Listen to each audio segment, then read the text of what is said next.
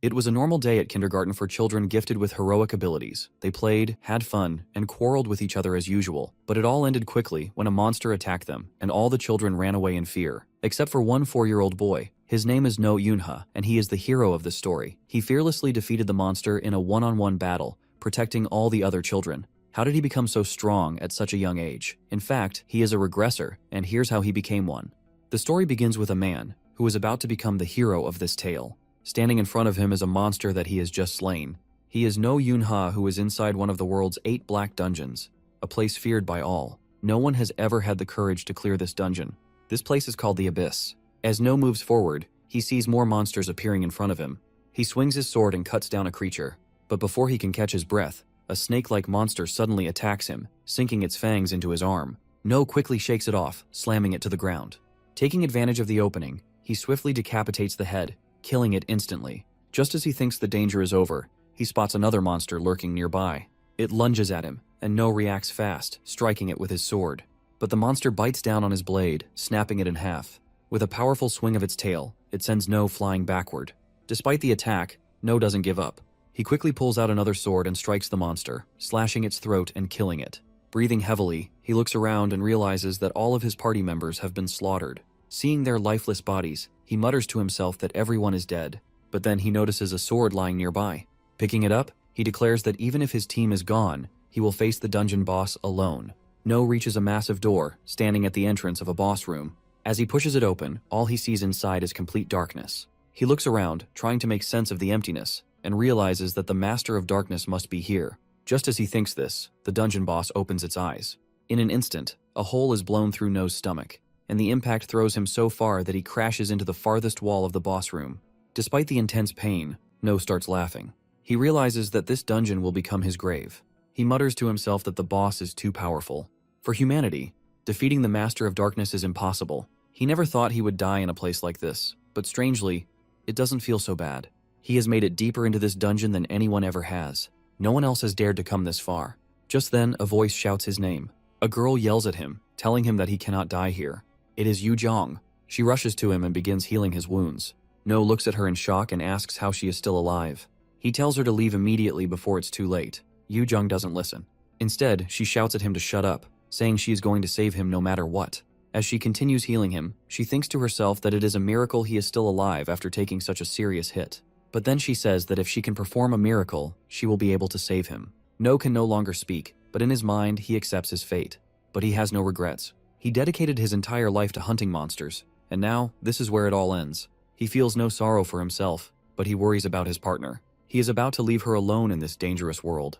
He never had any deep attachment to anyone, but the thought of that girl, who has just stepped into adulthood, being left behind in this cruel world, fills him with concern. Yu Zhong, in tears, screams that no matter what happens, she will save him. She knows she has many limitations. She can only turn back time for a short duration, but she is willing to pay any price to make sure he survives. Yu Zhong begins to perform her miracle. A golden light fills the air, shining brightly. As soon as the miracle is complete, No opens his eyes for the first time. In front of him, he sees 2 figures. He tries to speak, but the only sounds that come out of his mouth are baby-like murmurs. Confusion fills his mind as he wonders what is happening in this place. No's father looks at him and tells him that he was the one who woke him up. But instead of looking at his father, No reaches out and grabs his mother's finger. His mother smiles and says that her child is finally holding her hand. No's father, feeling a little jealous, tells him to look at him too. But No isn't paying attention. His mind is filled with confusion. He starts thinking about what is happening and realizes the truth. He is not dead. This is not the afterlife. Somehow, he has traveled back in time to when he was just a 1-year-old baby. No struggles to believe what is happening. It should be impossible for someone to turn back time like this. Then, it all makes sense to him. Right before his death, Yu Zhong must have used her power. She created a miracle and turned back time for him. He realizes that this is not surprising at all. Yu Zhong was one of the strongest people, even among the 12 sovereigns. If anyone could do something like this, it was her. Meanwhile, No's parents are watching him. His father smiles and says that No looks just like his mother. His mother laughs and says that his eyes are big, just like his father's. No looks at them and thinks that he never imagined he would see his parents like this again. In his past life, he lost them when he was only 6 years old. Monsters attacked their home, and from that moment, he started hating them. But now, he has been given a second chance. This time, he will change his future. Clenching his fists, he silently makes a promise to himself. His parents, noticing him making a fist, get excited. His mother tells his father to quickly grab a camera so they can take a picture of this moment. No is lying on the ground, deep in thought. He realizes that he has really traveled back in time. He still has all the memories of his previous life, but right now, he is trapped in the body of a baby. At this moment, he is completely helpless. Speaking, walking, and moving on his own are impossible for now. His daily life consists of eating, sleeping, and doing nothing else. For now, his only challenge is trying to roll over for the first time. Meanwhile, No's sister, Yuna, is shouting at him, telling him to try harder, to flip properly. No looks at her and begins to explain who she is. Her name is Yuna, and she is his older sister. But in his past life, his memories of Yuna are the blurriest. Compared to his parents, he barely remembers her. But there is one memory of her that is still clear in his mind. The day the monsters attacked. The day he lost his parents. That day, Yuna held him tightly and promised to protect him. He still remembers how she hugged him. How she told him she would never let anything happen to him. As he recalls this, No suddenly flips on his own, completing the move without even realizing it. Seeing this, Yuna claps excitedly, cheering for him. She calls him the best little brother ever and pulls him into a tight hug. No is now 9 months old. He has started absorbing mana into his body. He explains that mana is everything. It exists everywhere, sometimes in small amounts, sometimes in large concentrations, but it is always present. In his past life, his body did not have much mana, but this time, he is determined to fill his body with it from a young age. Meanwhile, Yuna appears in front of No. No looks at her and starts thinking to himself. He observes that her body seems to hold a lot of natural energy. But this power, as strong as it is, can also be dangerous. If there is too much energy inside a person, it can lead to poisoning. No understands the danger this poses. He knows that before things get worse and more complicated, he needs to help her control this power. As Yuna tries to help him walk, he struggles, but he is determined. She says that she wants him to learn to walk properly. No is now 4 years old. He proudly says that now that he is older, he can walk and talk much better. He also mentions that the time he gets to go outside and explore has increased a lot. No spends time with his sister Yuna. They are outside with a group of children, playing together. Yuna happily greets the kids and tells them that she has brought No along with her today. No stands at the side, watching Yuna interact with everyone. He notices how popular she is among the children and even with the neighbors. Comparing himself to her, he feels like there is no competition, while he is barely noticed. A girl from the group notices No and frowns. She asks him what he is doing there, saying that no one needs him in this place. No responds casually, saying that he was dragged here against his will. He calls her Fat Minji, which makes her instantly angry. She yells at him, reminding him that she has told him many times not to call her that. Her name is Minji, and she wants to be called by her real name. No smirks and tells her that since all she does is eat, he is going to call her Fat Minji. He then tells her to calm down and be quiet. Meanwhile, the children gather and discuss what game to play. One of them excitedly suggests playing cops and robbers since they have so many people today. No looks at them and sighs, thinking about how childish they all are. He doesn't want to play silly games with a bunch of kids. After all, in his mind, he is already 32 plus 4 years old. Just as he is about to refuse, his sister Yuna turns to him with excitement. She happily tells him that this is his first time playing cops and robbers, so she will explain the rules properly. Looking at her bright smile, No thinks to himself that for her sake, he can at least do this much. Later, No and Yuna walk home together, their clothes covered in dirt from playing with the other kids. Yuna looks at their messy clothes and laughs, saying that even though they got dirty, they had a lot of fun, and that's what really matters. No agrees with her. As they continue walking, they notice a dark alley up ahead. From the shadows, a wild dog appears and starts moving toward them. Yuna quickly steps in front of No, telling him to stay behind her. She promises to protect him, but her voice trembles with fear. No sees a glimpse of something familiar. In his past life, he had a memory of Yuna holding on to him, saying the exact same words. But back then, he was helpless and unable to do anything.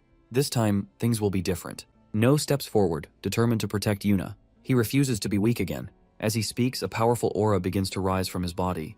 The energy surges around him, strong and overwhelming.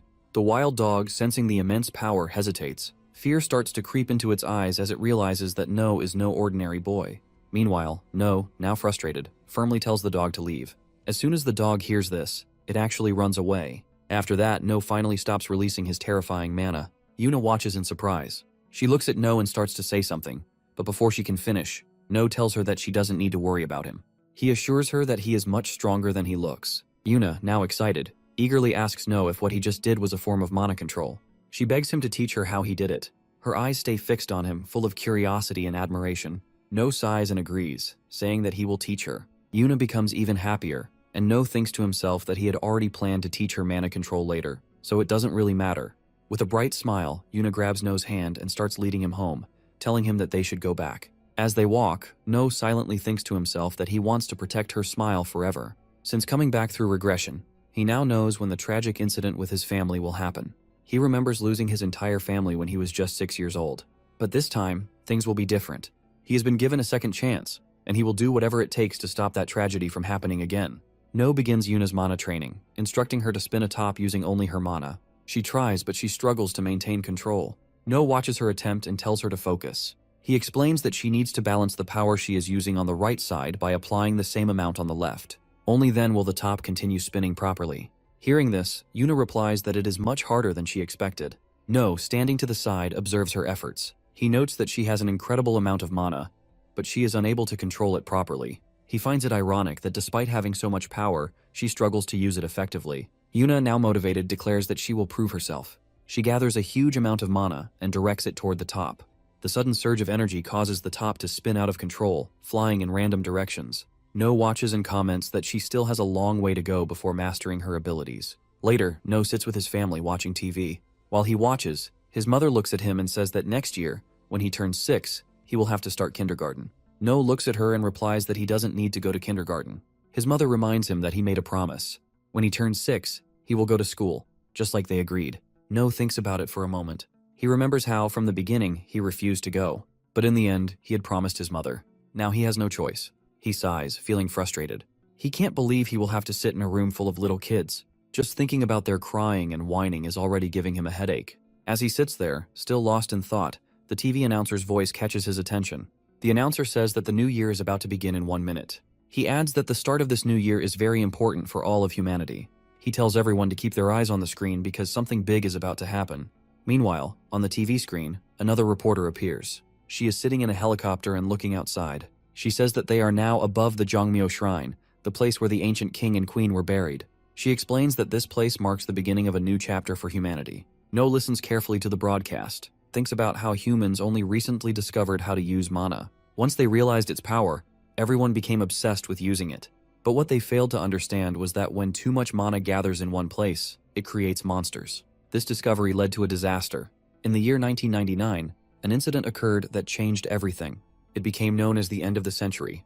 During this event, countless monsters appeared and attacked humanity. In South Korea alone, 30% of the population was wiped out. Fear spread everywhere as people realized the true horror of these creatures and questioned where they had come from. The governments, laws, and entire social structure collapsed under the weight of this catastrophe. Only the hunters, those who could use mana, had the power to fight back against the monsters. Because of this, a new hierarchy was born.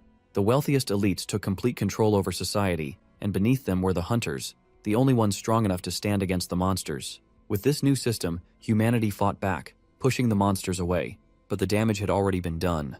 There were still many areas where hunters could not reach, places completely overrun by monsters. Isolated towns and abandoned cities remained filled with creatures, and the people hiding in fear could do nothing but wait for their inevitable deaths. But in the middle of all this darkness, a small spark of hope began to shine. On TV, they show a beautiful woman walking on the shrine grounds.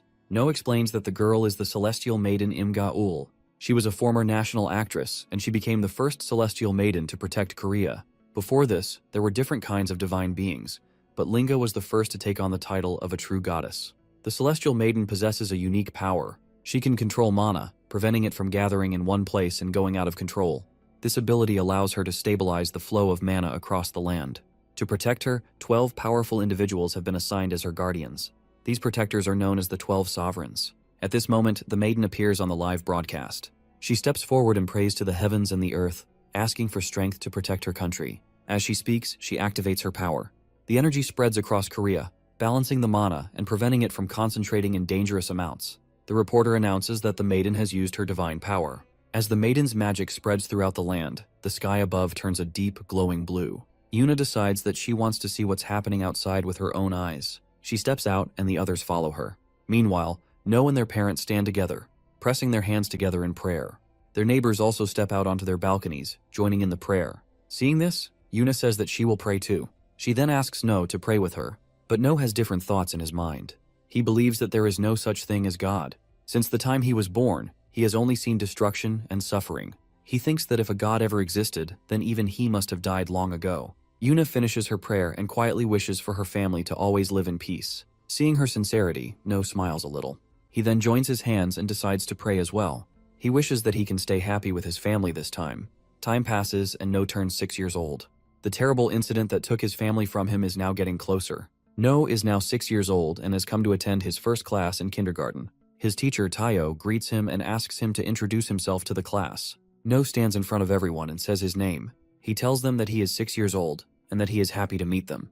Tayo looks at him and asks if that's all. He tells No that the other kids also want to be his friends, and he should say a little more. But No thinks to himself that he has no interest in becoming friends with these kids. Just then, a girl suddenly shouts at No. She looks at him and asks why he is in her class. No is surprised to see her. He hadn't expected Fat Minji to be in the same class as him. Hearing that name, Minji gets even angrier. She yells at No, reminding him that she has told him many times not to call her that. Tayo steps in and tells everyone to calm down. He says there is no need to fight. He then gives them all some free time until lunch break. Tayo tells No that he is free to do whatever he wants, and he can even try to make friends with the other kids if he wants. As soon as the teacher says this, the other children start gathering around No. One of the kids asks where he lives, while another girl asks if No wants to play house with them. Tayo watches all of this quietly and thinks to himself that he doesn't need to worry about No. It looks like everything is going just fine, and No is getting along with the other kids. But No isn't interested in playing with the other children. He manages to break free from the group and heads to the library area of the kindergarten. Once he is there, he thinks to himself that he finally escaped the kids and found some peace. No picks up a book and begins reading. As he sits there, a girl nearby notices him and watches him carefully. 3 boys enter the library area. The one in the middle is Choi, while the other 2 remain in the background. Choi looks at the girl sitting beside No and speaks to her. He asks if she is alone in this place again, and if she is reading another book. Without warning, Choi grabs the ribbon from Young's hair and holds it up. He says it looks useless. Young pleads with him to return it, but Choi starts teasing her and refuses to give it back. He begins running around, holding the ribbon high while Young starts to tear up. She begs him to return it, telling him that her father gave it to her. Choi ignores her and sticks out his tongue, enjoying her distress. But then No speaks up. He says that all of this looks extremely childish. Hearing this, Choi's expression changes. Anger fills his face and he turns to No, demanding to know what he just said. No steps forward, standing face to face with Choi. He calmly repeats that all of this is just childish. Choi, now furious, throws a punch at No, but No easily dodges it. He kicks Choi's leg, making him lose balance and fall to the ground. In the process, the ribbon slips from Choi's hand and lands in No's grasp. No then turns to the girl and hands her ribbon back to her. Choi, still on the ground, looks up at No with anger. He yells that he won't let No get away with this, but No isn't even paying attention to him. He thinks to himself that he never expected to hear such words from a 6-year-old child. He simply glares back at Choi, and in that instant, Choi freezes, and without saying anything more, he quickly turns and runs away, shouting that he will deal with No next time. Young steps closer to No. She gently grabs his sleeve and softly thanks him for returning her ribbon. No looks at her, lost in thought. He recalls Minji and Choi, both of whom had slightly above average mana levels compared to regular people. However, aside from those 2, most of the children here seem to have no special abilities at all. Curious, No decides to check Young's mana level. The moment he focuses on her, he sees something surprising. From within the girl, an overwhelming flow of mana is radiating outward. His eyes widen slightly as he realizes how much mana she possesses. Young doesn't just have a lot of mana, her mana reserve is even greater than his sister's. And not only does she have such a vast amount of energy, but she also has perfect control over it. This kind of talent is not normal. Someone this gifted is almost certainly one of the 12 sovereigns. And even if she isn't one of them yet, No is sure that she could have become a disciple of one of the 12 sovereigns. No carefully observes Young, analyzing her closely. He thinks about how, despite having regressed and knowing so much about this world, he has never once heard of a girl named Young. If she truly possesses this much potential, then in the future, she could become an incredibly famous player based on her mana level alone. No looks at Young and tells her that from now on, they should be friends. Young, a little surprised, nods and shakes his hand. No continues to think to himself that he doesn't fully understand what is going on, but one thing is clear, this girl has immense potential. And in a world like this, it is always best to stay close to people with talent. Meanwhile, at No's home, his mother stands in front of a mirror, adjusting the brooch she has pinned onto her clothes. She smiles warmly, looking at No as she tells him that the carnation he made for her is truly beautiful. No watches her, his thoughts lingering on the simple craft he made in kindergarten. He hadn't expected her to appreciate it this much, yet here she is, proudly wearing it. Just then, his mother turns to Yuna, complimenting her as well, telling her that she also did a wonderful job making her own carnation. No, observing it closely, thinks to himself that Yuna is not particularly skilled at making these things. And the next moment she hands him one as well, her expression bright with excitement. Their mother watches the exchange and then, with a playful smile, turns to No. She mentions that she had seen him make an extra carnation earlier and asks if he had made it for Yuna. No responds that it was actually meant for Grandma. As he stands there, memories from his past life begin to surface. He had lost his entire family. He had no parents, yet in school, every year he was still required to make a carnation. Whenever he brought it home, his grandmother would always check, and then the flower would be placed on top of the shoe cabinet as decoration. Year after year, this routine continued. But despite making one every time, he never once had the courage to give the carnation directly to his grandmother. Back then, he had always felt that if he handed it to her himself, he would somehow lose his burning desire to kill the monsters, the very creatures responsible for his family's death. He had feared that by doing so, his anger would fade away. He had held back until the day she passed away. But this time, he was determined not to make the same mistake. No recalls how the Celestial Maiden's government had once constructed a road leading into a previously restricted area.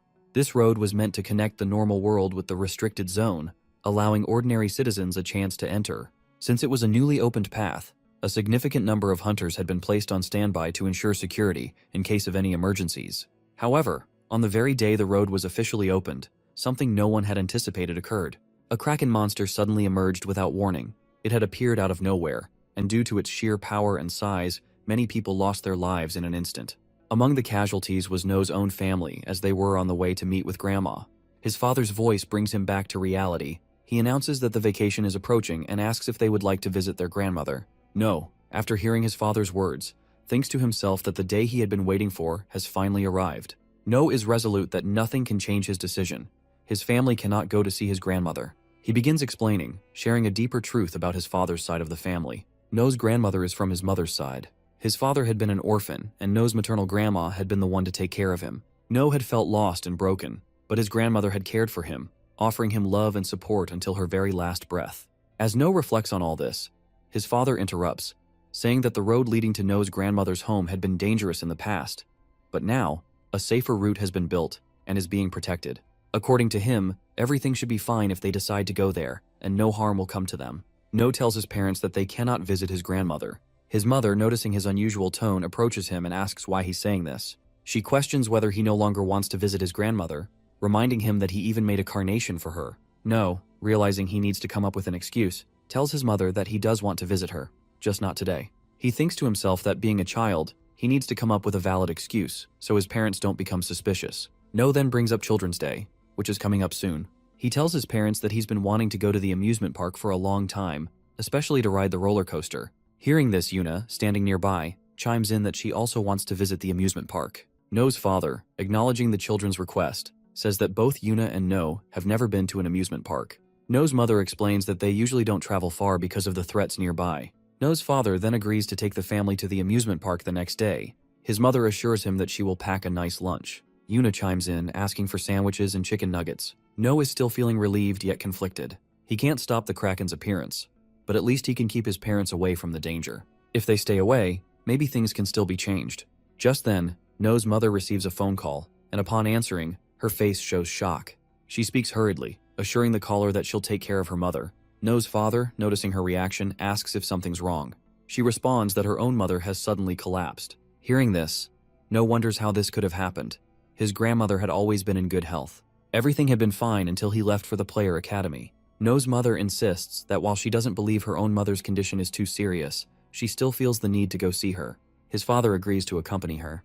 He reassures her, saying he's just as worried about her mother's health and will go with her. However, No's mother is concerned about the children. No's father suggests they can't take the children to the theme park in such a situation. They'll have to head to her mother's place the next day, once the new road is open. No's mother, after a moment, approaches him directly and gently says that he must understand. His grandmother's health isn't in the best condition.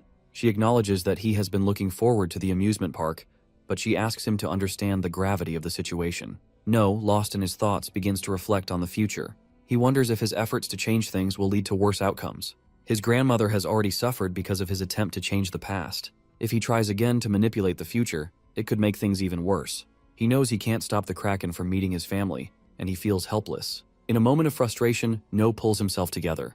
This time, he reminds himself, things are different. This time, the difference lies in him. He has started absorbing the power to change his fate from a very young age, and his capacity has grown beyond what it was before. He has experience now, something he didn't have before, and with that experience, he knows how to fight the monsters that are to come. No, having made up his mind, tells his mother that he understands and will go to see their grandmother. He also reassures himself that if he can't stop his family from encountering the Kraken, then he will face the creature himself. As he reflects, No begins to explain the threat levels of monsters, as classified by the Player Association. Monsters are ranked on a scale from 9 to 1, with the most dangerous falling into the first rank. Each rank represents an increase in danger and complexity. The Kraken is a third-rank monster, powerful, but still a couple tiers below the most dangerous beings. The Tier 1 monster is the one responsible for No's death in the past, a force of destruction that holds immense power. No's readiness for the fight against the Kraken grows stronger as he prepares himself mentally. He knows that while the Kraken is a third-rank monster, it was downgraded due to the increase in power among hunters. However, at present, the situation is very different. The hunters assigned to guard the road are of E to C rank, and they won't be able to stand against the Kraken. No can't simply expect to defeat the Kraken completely, so his goal becomes clear. He has to hold the Kraken off long enough to delay its path until one of the 12 sovereigns arrives, someone powerful enough to destroy the Kraken directly. No prepares 2 weapons for himself, a scissor and a box cutter. As he looks at them, he realizes that these are the only tools he can carry without arousing suspicion. He briefly considers taking a kitchen knife, but dismisses the idea. If it disappeared, his mother would surely start questioning him. These smaller weapons, though, could still cause some damage if coated with mana. Just then, Yuna enters, saying that it's time to go. No quickly responds, confirming that he's ready. Soon, No finds himself sitting in the car. His mother gently tells him to take it easy and rest. Yuna is asleep, but No is wide awake, lost in his thoughts. He wonders why the Kraken hasn't shown itself yet. He wonders if the future has changed, and maybe the Kraken won't appear here after all. He prays silently, hoping they can just get across the bridge without encountering it. Suddenly, chaos erupts as the bridge breaks apart, and rocks and debris start falling, crushing cars beneath them. It's in this moment, amidst the destruction, that No finally sees it. The massive creature emerges, its terrifying form looming before them. As the Kraken's massive tentacles lash out, it begins to slaughter anyone in its path. The people who were on the other side of the bridge are running for their lives, desperate to escape the creature's wrath. But then, the hunters, who had been on standby at the site, appear. These hunters rush in, intending to protect the civilians. However, their efforts are in vain. The Kraken, with a single swipe of its tentacles, smashes the player leader, killing him instantly. The sight of their leader falling sends the remaining hunters into a panic. They turn and flee in fear, abandoning their posts. The civilians, seeing this, are outraged.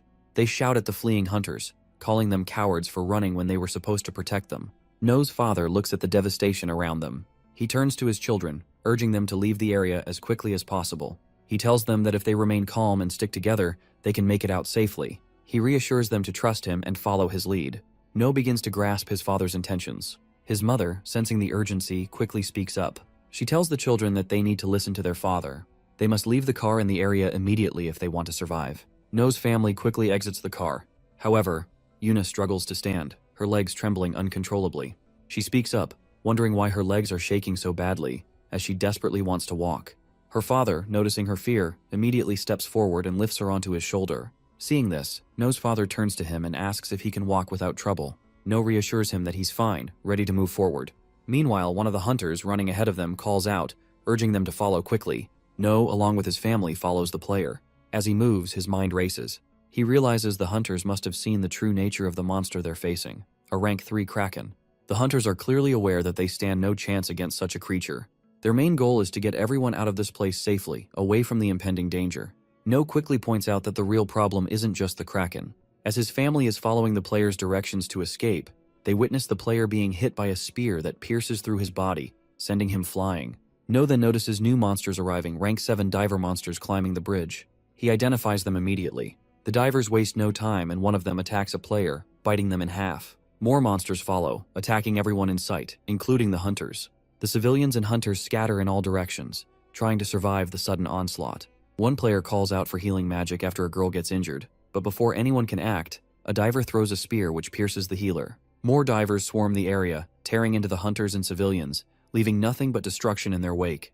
No's father, determined to get his family to safety, reassures his children, telling them to trust him and follow his lead. He emphasizes that they must not look back, no matter what. He picks up Yuna and with the rest of the family runs as fast as they can to the other side of the bridge. But as they rush forward, the Kraken uses its tentacles to grab several cars, hurling them into the air. The cars crash down, blocking their main escape route. No notices this and urgently warns his father, but they're forced to stop. Suddenly, a massive explosion erupts in front of them as the cars detonate, completely blocking the road. Two hunters nearby shout at each other, frustrated, realizing their backup hasn't arrived yet. One of them asks where their reinforcements are, while the other responds that it's too late for that.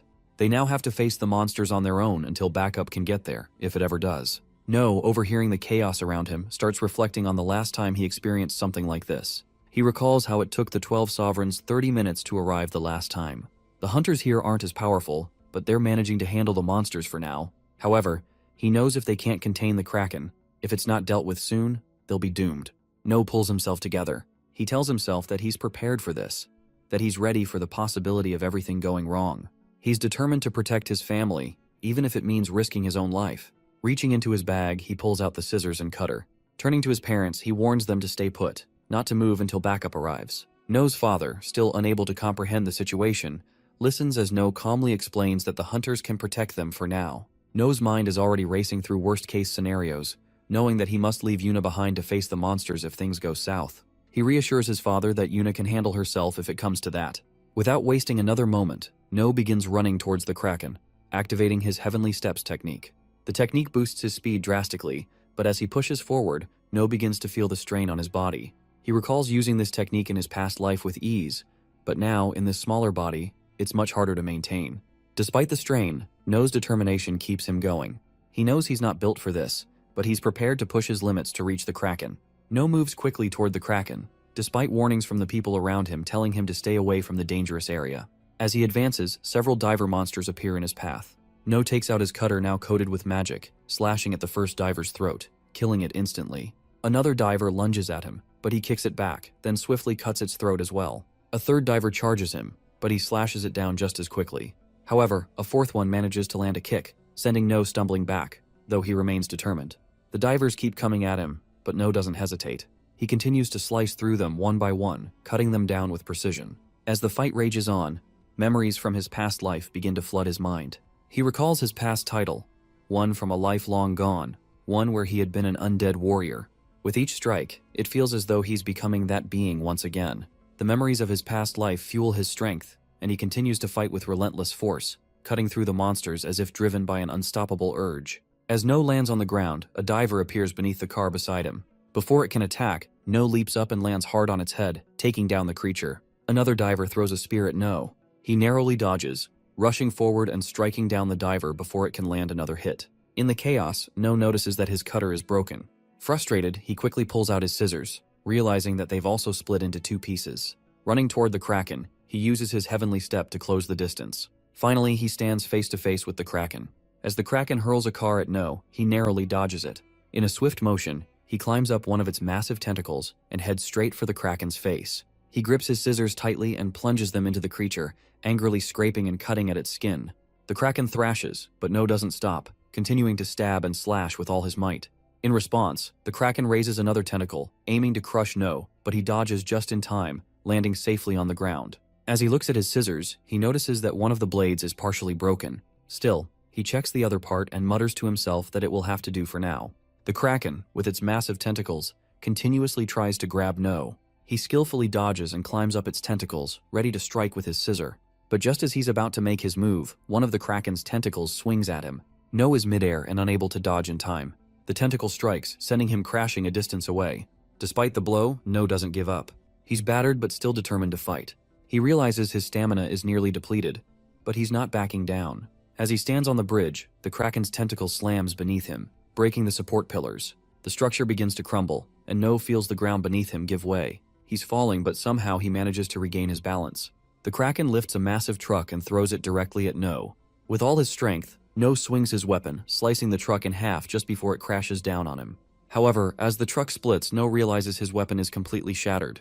Exhausted and on the brink of collapse, No feels his body giving out. His vision begins to fade, and he knows he's about to lose consciousness. For a moment, he thinks it's over.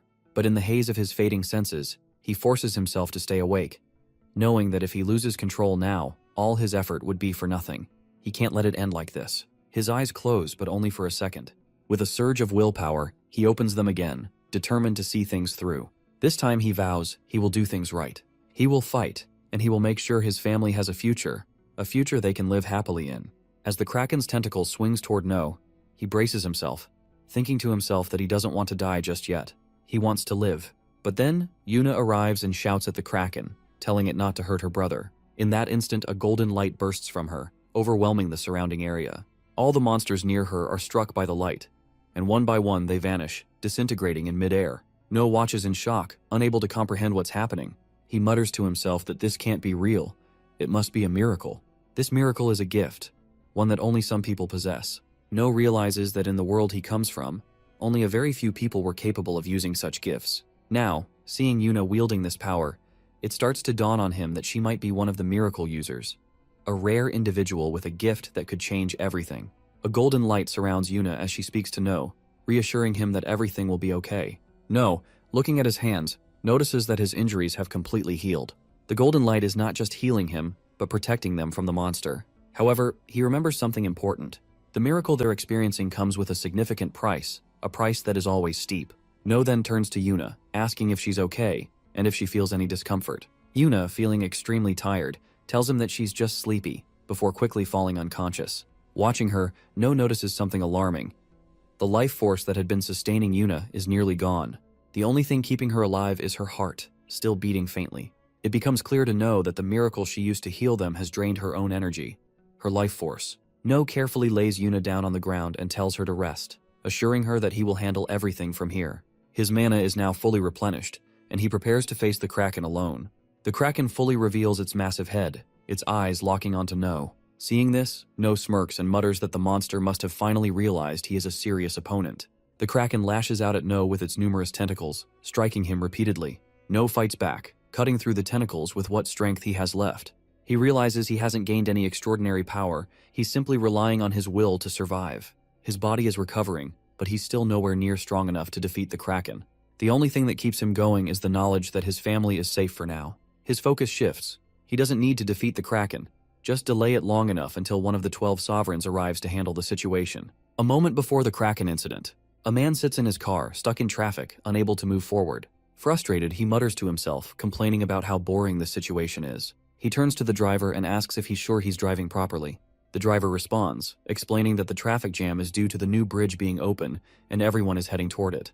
The man, still irritated, comments that he should have quit his job with the 12 sovereigns. He joined the group to fight stronger opponents, not to protect ordinary people. He never signed up to shield civilians from danger. At that moment, the car driver and the red-haired man suddenly sense a strange presence nearby. Almost immediately, the red-haired man's phone starts ringing. When he answers, the person on the other end tells him that he must have already felt it by now. Without wasting time, the man directly asks what rank the creature is. The person on the phone replies that the monster that has appeared is a rank 3 Kraken. Hearing this, the red-haired man becomes excited and asks for the exact location of the monster. Seeing his reaction, the driver starts thinking to himself, a dangerous monster has just appeared, but instead of being worried, this man looks thrilled. The person on the phone starts speaking, explaining that they still don't know the exact damage caused by the Kraken. However, the destruction in that area is massive. The hunters they had already sent there are not strong enough to handle a Kraken. They reassure him not to worry and promise to pick him up soon. Meanwhile, the man steps out of his car and stretches his legs. He looks toward the destination where the monster has appeared and decides to run there himself. The man pulls out a sword from the car. Seeing this, the driver questions him, asking if he really plans to go on foot. He reminds him that the place is 2 hours away from here. But the man confidently responds that he only needs 30 minutes. As soon as he says this, he strengthens his body and takes off at incredible speed. In an instant, he disappears into the distance. The driver watches in shock and then smirks, saying that this is exactly what he expected from the clan lord. He notes that their leader is always eager to fight against powerful opponents. This man is none other than Flame Demon, Kang, the leader of the Blaze clan. Kang has been running for 30 minutes straight, and finally he reaches the place where the Kraken is. Along the way, he kills the monsters that come in his path. But then he notices something, the use of Yuna's miracle. Seeing such a powerful mana presence, he immediately realizes that no ordinary player in this area could have cast it.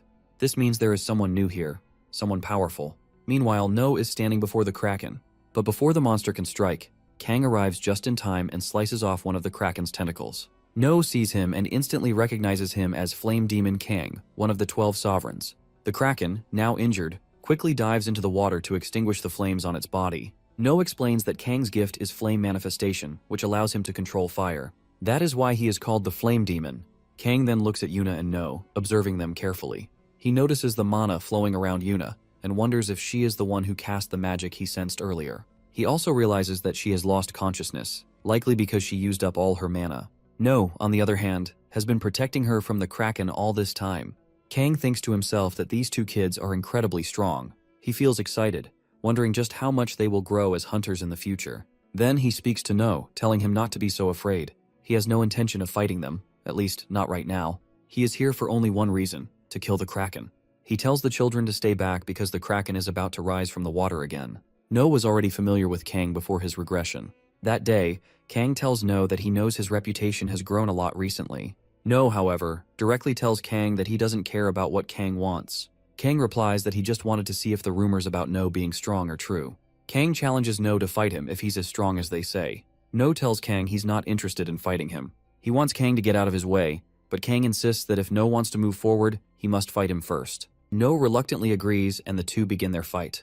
No explains that Kang always tried to fight him in his past life. Every time there was an opportunity, Kang would challenge him. No matter what, No could never defeat Kang. The more they fought, the stronger Kang became. No describes Kang as a monster, born only to fight. Meanwhile, the Kraken destroys another support pillar of the bridge. The destruction causes the bridge to begin collapsing. Kang, however, is thinking that he can't fight Kraken while trying to protect these kids. Suddenly, a girl appears above them on a helicopter. She activates her magic, creating temporary pillars below the bridge. Kang watches closely, impressed by her impeccable timing. The girl is one of the 12 sovereigns, Hiram, and she scolds him for calling her Holy Mother repeatedly. Hiram tells Kang that she already warned him not to rush into situations like this. She had planned to pick him up by helicopter, but here he is doing things his own way. Kang simply replies that he had to come here, and it didn't matter what she had planned. Hiram rolls her eyes and tells him to be quiet. She has no patience with his antics, but still, she prepares him for what's to come. A rescue team is on the way, but for now, Kang needs to focus on fighting and cracking the problem at hand. Hiram casts her buff magic on him, enhancing his abilities. Kang, however, says he doesn't need her buffs. Hiram insists that he should just accept the help. Kang reluctantly agrees, but then tells Hiram that he is leaving the kids to her care. Hiram senses something emanating from Yuna and feels it too. She acknowledges it and says she understands the situation. The Kraken rises from the water. Kang, observing this, steps forward and dives straight into the water. He focuses and uses his power more effectively. His entire body is engulfed in flames. The Kraken lashes out with its massive tentacles, striking from every direction, but Kang just smirks. The tentacles burn upon contact with his flames, unable to touch him. Kang looks at the beast, silently mocking its weakness. He unsheathes his sword, and with a single slash, sends a powerful wave of fire toward the Kraken. The intense fire attack scorches the creature, causing it to scream in agony as its body catches fire. Kang activates his full power, the flames intensifying even further. With one final swift swing of his sword, the Kraken is defeated. As the creature burns, Kang deactivates his ability, watching the monster fall into defeat. No, standing nearby, watches in awe.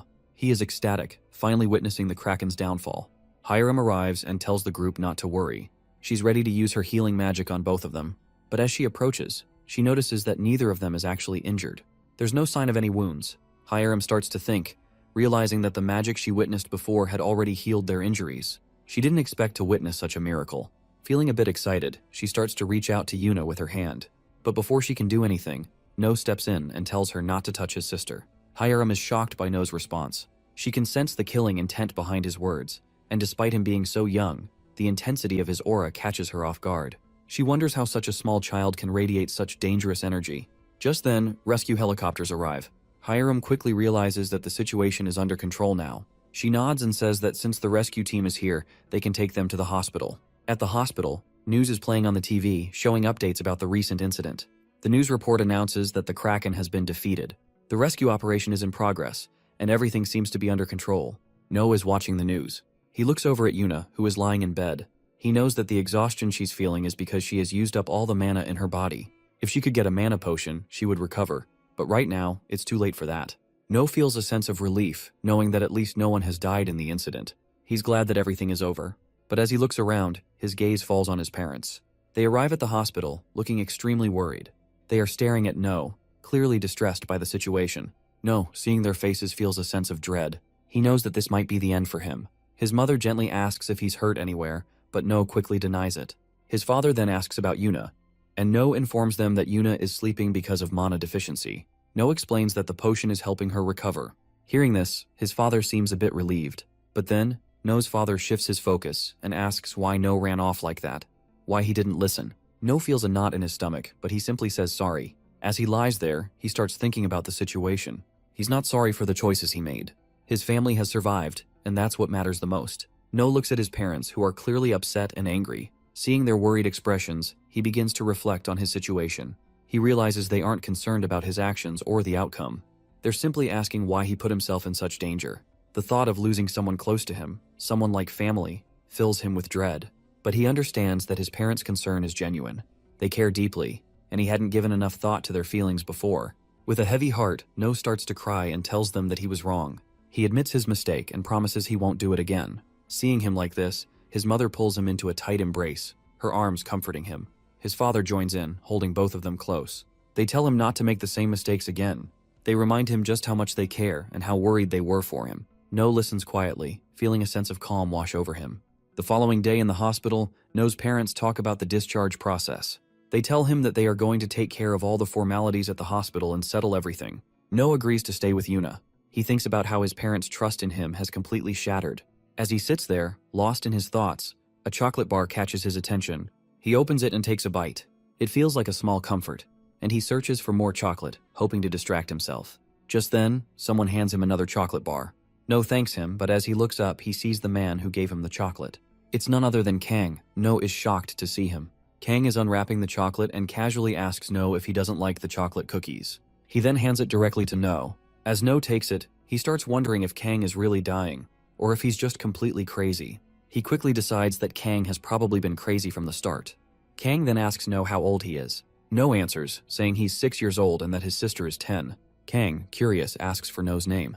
No tells him his name, and Kang reacts with a hint of surprise. Kang then asks if No would be interested in joining an academy. He offers to recommend him. No starts to think. He wonders if Kang wants him to join the academy to train him as a player, and when he gets older, perhaps fight against him. He starts to wonder if Kang is looking for a strong opponent after running out of challenges. Kang decides to leave the room. Before he exits, he tells No that he is still young and has plenty of time to think about everything. He assures No that he will remember his name. With that, Kang walks out of the room. Outside, Hiram is waiting. She approaches him and starts speaking. She asks if Kang is really just going to leave like this. She tells him that the event that happened on the bridge was a miracle. She adds that such a miracle has never occurred in Korea before. Kang, however, doesn't care about miracles. He firmly states that it doesn't matter if it was a miracle or not. What matters to him is whether the person is strong or not. Hiram, frustrated, shouts at him angrily, calling him an idiot. Kang replies that he's not an idiot and actually, he is more powerful than her. He reminds her that she has become one of the 12 sovereigns, so she should be careful about how she speaks. Kang warns her that if this event is reported, it will attract attention from all over the world. He tells Hiram that if that happens, Yuna's normal life will be ruined, and she will never live in peace again. Hiram knows that she doesn't want that to happen to her. Hiram is left speechless by Kang's words. Kang, seeing her reaction, tells her that if she understands, she should stay away from this matter. He then suggests they head to a nearby cafe to get something sweet to eat. Hiram, surprised by his request for something sweet, looks at him in disbelief. She can't help but ask if he's gone mad. The day after the Kraken incident, No and his family arrive at their grandmother's house. As they pull into the driveway, No's grandmother sees the kids sleeping in the car. She notices how exhausted the children are. Later that night, No wakes up and finds his sister lying on top of him, still asleep. He carefully moves her off and notices his mother and father in a similar position, with his mother resting on his father. Watching this, he wonders if his mother has always had this odd sleeping habit, and his sister also got it from her. After adjusting his sister, No wraps her in a blanket and quietly exits the room. He steps out and starts thinking about everything. He's sitting outside and reflects how much his mana has increased. He wonders if this strange new ability is some kind of gift he has gained. No begins to remember his past life. He recalls the gift he had was called Berserker. This gift allowed him to increase his physical abilities and magical power the more mana he consumed. However, it also came with a drawback. As he used more mana, he would slowly lose his sanity. The last time No consumed all of his mana, he did not lose his sanity. He realizes that if there had been no penalty attached to the gift, it would have been a truly powerful ability. But he also understands that the true nature of his gift remains a mystery. As he reflects on this, his grandmother appears in front of him. She asks what he has been doing awake at this hour. No tells her that he slept a lot in the car earlier. His grandmother, wrapping a shawl around him, reminds him that if he wants to grow into a better adult, he needs to sleep more. No thinks to himself that his grandmother has always been there for him, guiding him through his thoughts. He then asks her why she isn't sleeping. She replies that it's because he isn't sleeping. Just then, his mother enters the room with a cup of warm milk. No starts drinking it, grateful for the care. While No drinks, his mother talks to his grandmother, telling her how surprised she was the last time she received the call. His mother then explains that she was worried, but his mother is also relieved that she is doing better now. His grandma mentions her neighbor, who is always causing drama, but still reassures her that everything will be okay. No thinks about how his grandmother slipped on the stairs, but she still says that she didn't get seriously injured. She tells him that she's a little distracted, but assures him she's fine. She begins to explain that she felt like she saw No's grandfather, who was waving his hands, trying to stop her from coming upstairs. No ponders over this strange dream his grandmother describes, wondering if it might be some kind of warning. Meanwhile, his mother continues talking to Grandma. No, still deep in thought, sips his milk quietly. After a moment, No's mother asks him what he wants to do when he grows up. As No hears his mother's question, a dark shadow seems to loom over him. His past life memories flood his mind, the countless monsters he had fought, the battles he had won. He remembers all of it vividly, but it doesn't bring him peace. Instead, it leaves him feeling confused and lost. His mother notices his distant expression and asks him what's wrong. No quickly brushes it off, telling her it's nothing. He admits that he doesn't know what lies ahead. His grandmother, sensing his uncertainty, tries to comfort him. She tells him that he's still young and has plenty of time ahead. She encourages him to experience life fully, make friends, fight for what he believes in, study, and play. She reminds him that he has the chance to discover everything on his own, and even if he doesn't have all the answers now, that's okay. Life will guide him, and he should live it to the fullest until he finds his path. No's mother, hearing her own mother's words, agrees. She hugs No, assuring him that his time is in his hands. She believes in him completely. She tells him that his name, No Yun-ha, comes from the universe itself, and with that name, he has endless potential. Whatever he wants to do, he can do it. She will always support him no matter what. His grandmother, nodding in agreement, adds that she too will always stand by him. Yuna arrives and mentions that she wants some milk too. No remembers something and quickly hands over the carnation he had made in class to his grandmother. She smiles, thanking him, and tells him she'll proudly display it on top of the shoe shelf, showing it off to everyone. No feels a sense of warmth knowing he's created something meaningful for her. As he watches his grandmother, No reflects on the wonderful memories he's about to make in this life. He feels grateful for having such a supportive family. His grandmother's happiness fills him with contentment as he silently thanks her for all the love she's given him.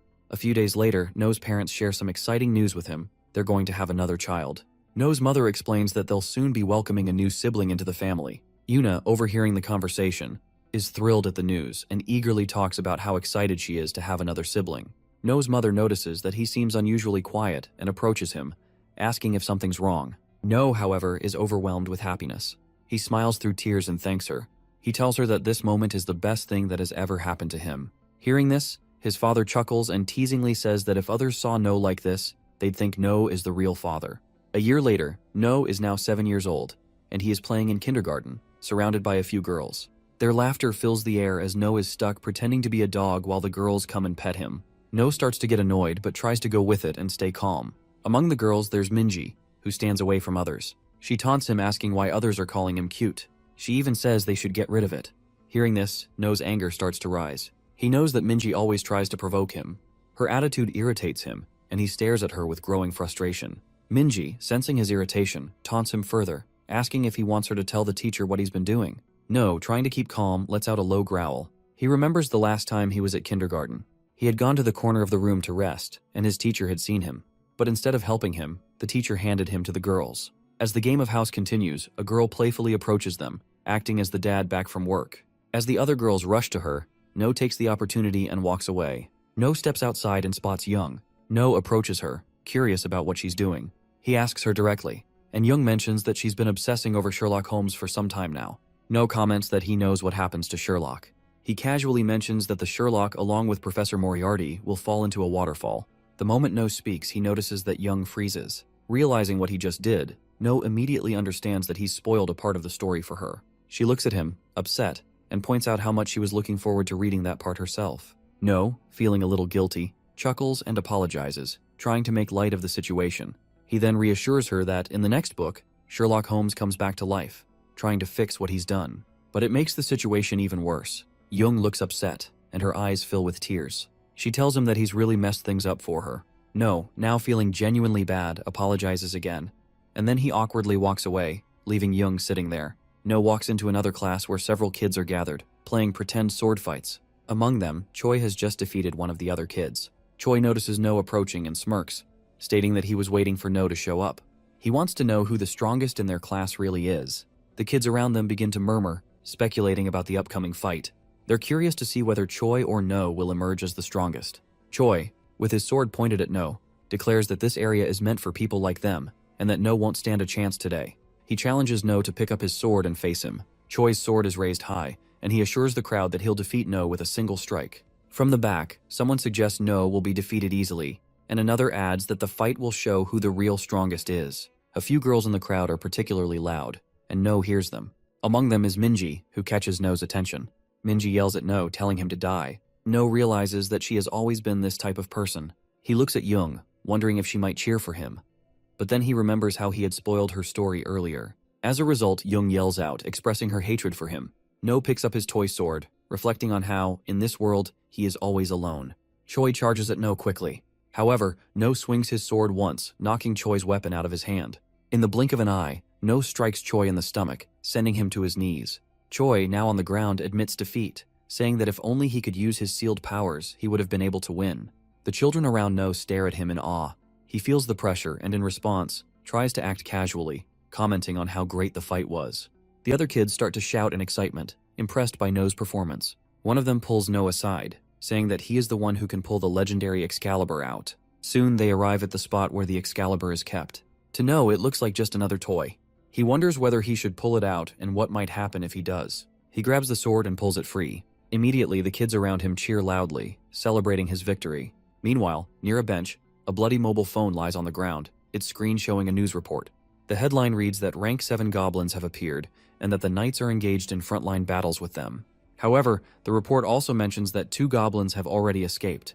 There is a high likelihood that more goblins are hiding in residential areas, and the public is urged to report anything unusual immediately. The children are now playing freeze tag.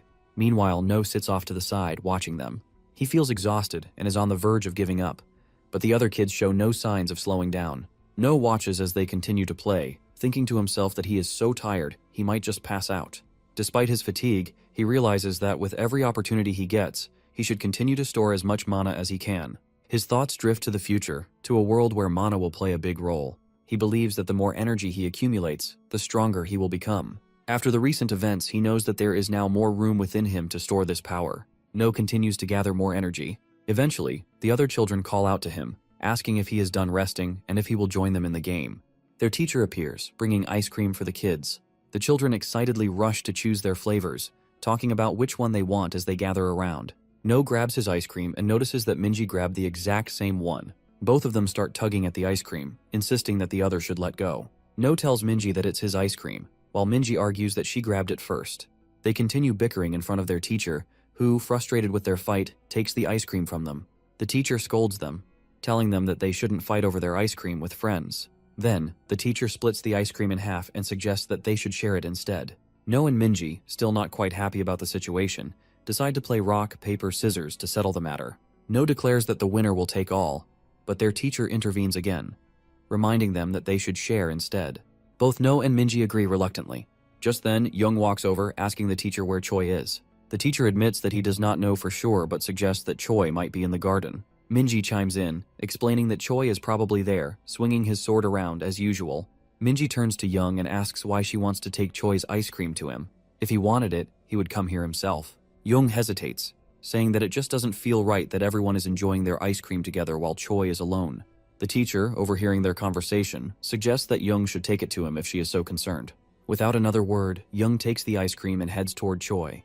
Meanwhile, the other kids gather again, ready to play another round of freeze tag. Minji walks up to No and tells him that he should join them. No refuses, uninterested. Minji warns him that if he keeps acting like this, no one will want to play with him. No shrugs and asks why she even cares so much. He tells her to go play with the others. Minji tells him that his sister Yuna asked her to make sure he played with the other kids. No immediately understands his sister is way too overprotective of him. The game begins, and the kids play rock, paper, scissors to decide who will be it. No ends up being chosen as the one who has to tag the others. He immediately targets Minji first, running toward her, but Minji freezes in place before he can touch her. Not giving up, No quickly tags another kid instead. Just as Minji unfreezes, he manages to dodge her and slips past while tagging her. Minji is furious, realizing that No has outsmarted her. With anger building up, she decides to go after him first. She charges him, but just as she's about to catch him, No feels something and stops. Standing still, he seems lost in thought. Minji, confused by his sudden pause, asks him why he's standing there, but No doesn't respond. Instead, his mind is focused on the strange feeling. At that moment, the door bursts open and the rank 7 goblin monster appears in front of them. It quickly advances, attacking one of the girls. Before the goblin can strike, No acts swiftly. He uses his mana beam ability to disarm the goblin, knocking the axe out of its hand. The goblin, now fully enraged, shifts its attention to No and begins to charge at him, swinging its axe wildly. No, with quick reflexes, dodges each strike. His mind races, considering his options. He notices the ice cream stick still clutched in its hand and realizes he could use it as a medium to channel his power, taking down the goblin in an instant. But just as he prepares to act, the teachers arrive on the scene. One of them uses a broom to knock the other goblin down, temporarily stopping its advance. The teacher instructs No to stay put, then throws the broom aside and takes down the remaining goblin with a single strike. With the immediate threat neutralized, the teachers rush to grab No and the girl, pulling them toward the classroom. As they hurry away, the 2 goblins are not far behind, still pursuing them. The goblin leaps forward, aiming to strike them down, but No reacts instantly. He channels his mana beam, blasting the creature back before it can reach them. Without wasting a second, the teacher pulls No and the girl inside the classroom, slamming the door behind them. Exhausted and breathing heavily, they take a moment to recover from the chaos outside. Thayo, the teacher, turns to the kindergarten director and asks about the other children. The director reassures him, explaining that most of the kids have already been evacuated. The goblins likely entered the area due to the earlier incident, drawn by the commotion. No scans the room, searching for familiar faces. The director informs them that a report has been sent, and now all they can do is wait for the hunters to arrive. Just then, Minji bursts into the room and yells out that she can't find Young or Choi anywhere. The teachers' faces turn pale, while another child nervously speaks up, saying that they last saw Young and Choi in the garden not too long ago. Tayo makes a quick decision, declaring that they will go out to search for them, but the director immediately steps in, stopping him. The situation outside is too dangerous. They can't afford to leave the rest of the children unprotected. Fear spread among the kids, their anxious whispers growing louder. Some start crying as they plead for their friends to be brought back safely. No sneaks out of the classroom, determined to find Choi and Young. Meanwhile, in the garden, a goblin approaches Choi, ready to strike. But Young, acting on instinct, uses her mana to push the goblin back, saving Choi just in time. The goblin stumbles but quickly recovers. Choi, realizing the danger, grabs Young and starts running. They move deeper into the garden, hoping to escape the creature's reach. As they reach a higher ground, Choi tells Young they need to climb and get to a safer vantage point. He helps her climb first, but as he turns around, he sees the goblin closing in on them. Young is already halfway up, urging Choi to hurry and join her, but he refuses. He knows he has to fight and protect her for a little longer. With his toy sword in hand, he prepares himself for the battle, though fear lingers in his heart. Choi remembers watching a live stream of a battle, where the flame demon defeated the Kraken monster. Choi is in awe, imagining himself as a hero like the flame demon, fighting monsters and becoming someone strong. He looks at the approaching goblin, his determination growing despite the fear. He knows he can't let the creature get to Young. With a deep breath, he gets ready for the fight, gripping his sword tightly as the goblin draws closer. Choi swings his toy sword at the goblin, but it has no effect. The goblin remains unscathed and continues its attack, advancing toward Choi. Just as the goblin is about to strike, No appears from behind and grabs Choi's dropped sword. He stops the creature's attack with ease. Turning to Choi, No praises him for his bravery, calling him a real man. The goblin, now focused on No, tries to attack him, but Choi shouts a warning. No, with a swift motion, uses his sword to slice through the goblin's hand, cutting it in half. With a second strike, he destroys the goblin's core, completely obliterating the creature. No reassures Choi, telling him there's nothing to worry about now. Just then, Choi, overwhelmed with emotion, rushes to No and hugs him tightly, calling him a real hero. Young, still shaken by the encounter, climbs up to No as well. She clings to him, tearfully admitting how terrified she had been. A while ago, when the children were arguing among themselves about what would happen to Young and Choi, No took this opportunity to slip away. Using his mana detection ability, he scans the surrounding area and soon spots Young and Choi. As he moves forward, he encounters another goblin in his path. No steps forward, ready to face the threat. As the goblin charges, he dodges its strike and leaps onto a nearby wall, moving behind the creature. With swift precision, he strikes with his own cutter, slashing at the goblin. The creature attempts to retaliate, but No is quick, jumping again and delivering a decisive blow, destroying it completely. The goblin falls to the ground as No moves quickly toward Young and Choi. Both of them, terrified and shaken by the monster's attack, cling to him, tears streaming down their faces. The sight of the creature had left them paralyzed with fear. The teachers arrive shortly after, their concern clear as they check on No, asking if he is all right. No nods, confirming that everything is fine.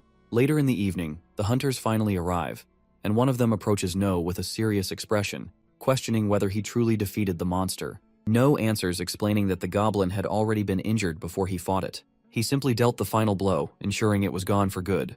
The player, though impressed, expresses disbelief, acknowledging that the goblin was a rank 8 monster, possibly even a 7. Such monsters weren't supposed to be easily defeated, especially by a 7-year-old child. No thinks to himself that to defeat a monster like this, he needs a weapon that can destroy its core from the inside, something enhanced by mana and capable of delivering a strong physical attack. The player asks about the second goblin they encountered, wondering what happened to it. No responds, saying that the second goblin was likely already taken significant damage. He explains that the injured goblin was easy to defeat, and it didn't seem like the two goblins had a strong bond or were particularly close allies. The player remains silent for a moment, trying to process this, but finally agrees with No's reasoning. The ministers responsible for the area where the incident took place are giving a speech in front of the press. They apologize for the chaos and promise to ensure such an event will never happen again at the kindergarten. They declare No as the hero of the day, and he is awarded a certificate in recognition of his actions. His classmates cheer for him, applauding his bravery. As No stands there receiving the certificate, he can't help but think about his mother.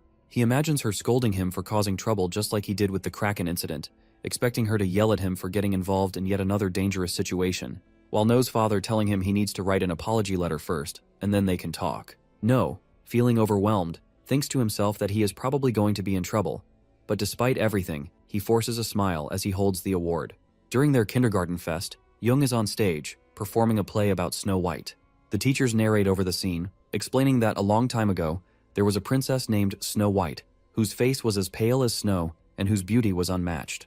Her heart was kind, which earned her the love and affection of the 7 dwarfs living in the forest. No stands backstage, observing the crowd, with Choi by his side. Choi is calling out loudly in confusion. He doesn't remember his lines. No calmly responds, telling him that his only line is, "You shouldn't eat." Choi, still caught up in his thoughts, admits that he expects this from his captain, that he had hoped No will remember everything perfectly. No reflects on the recent goblin incident, noting how much he has changed since then. Back then, Choi called him a warrior, someone who could lead and fight.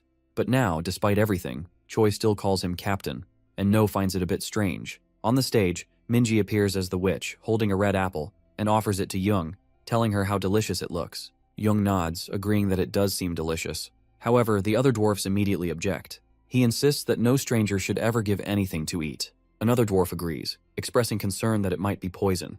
Choi enters the scene. He shouts, warning the princess not to eat the apple, causing an abrupt silence across the stage. The room is now filled with laughter as Choi's dramatic warning settles over the crowd. Minji, who plays the witch, grows frustrated. She tosses the apple as she tells her to just eat it. The apple hits Choi, who is completely caught off guard. He collapses on the floor, losing consciousness. The teachers step in, quickly adjusting the script. They change the story, claiming that it was the dwarf, not the princess, who ate the poisoned apple. The queen, refusing to give up, forces the princess to eat the remaining apple. They look at Minji, signaling for her to make the change, and she complies. In a quick motion, Minji hands Jung the apple, forcing it into her mouth. The scene concludes as Jung falls unconscious and Minji rushes off the stage. After eating the apple, Choi is carried off the stage, and Tayo turns to No. He tells No that he is the only one he trusts now, urging him to do his best. As No steps onto the stage, the audience murmurs, commenting that he seems a little intimidating. Some of them remember that this is the same child who defeated a monster. It's hard to believe that a kid could have accomplished such a feat, especially when the award was given to him in the city hall. No's mind drifts back to his past life, where he was never looked at with kindness, always seen as a monster. He was an undead player, someone people feared. As his past trauma surfaces, his sister blocks those thoughts, stepping in and shouting that she is there for him. The sight of his family cheering for him calms him down. With his focus regained, No shifts his attention fully to the play, determined to perform his role. No stands in front of Jung, gazing at her with admiration. He remarks that in this world, it's hard to believe someone so beautiful can exist. After saying this, he places a kiss on her forehead, causing Jung to stir and wake up. The crowd bursts into applause as the play concludes successfully. Everyone lifts No into the air, celebrating his role in saving the play. No's parents arrive and they express their pride in him, telling him he did a great job. No, with a confident smile, responds that of course he is their child. His mother then asks if he has figured out what he wants to do in the future. No pauses, recalling the same question she had asked him a year ago when he was at his grandmother's house. Now, No thinks about it, realizing he still doesn't have a clear answer. Looking at the people around him, he wonders if he wants to live a happy life. After reflecting for a moment, he turns to his mother and says that maybe he will be a warrior.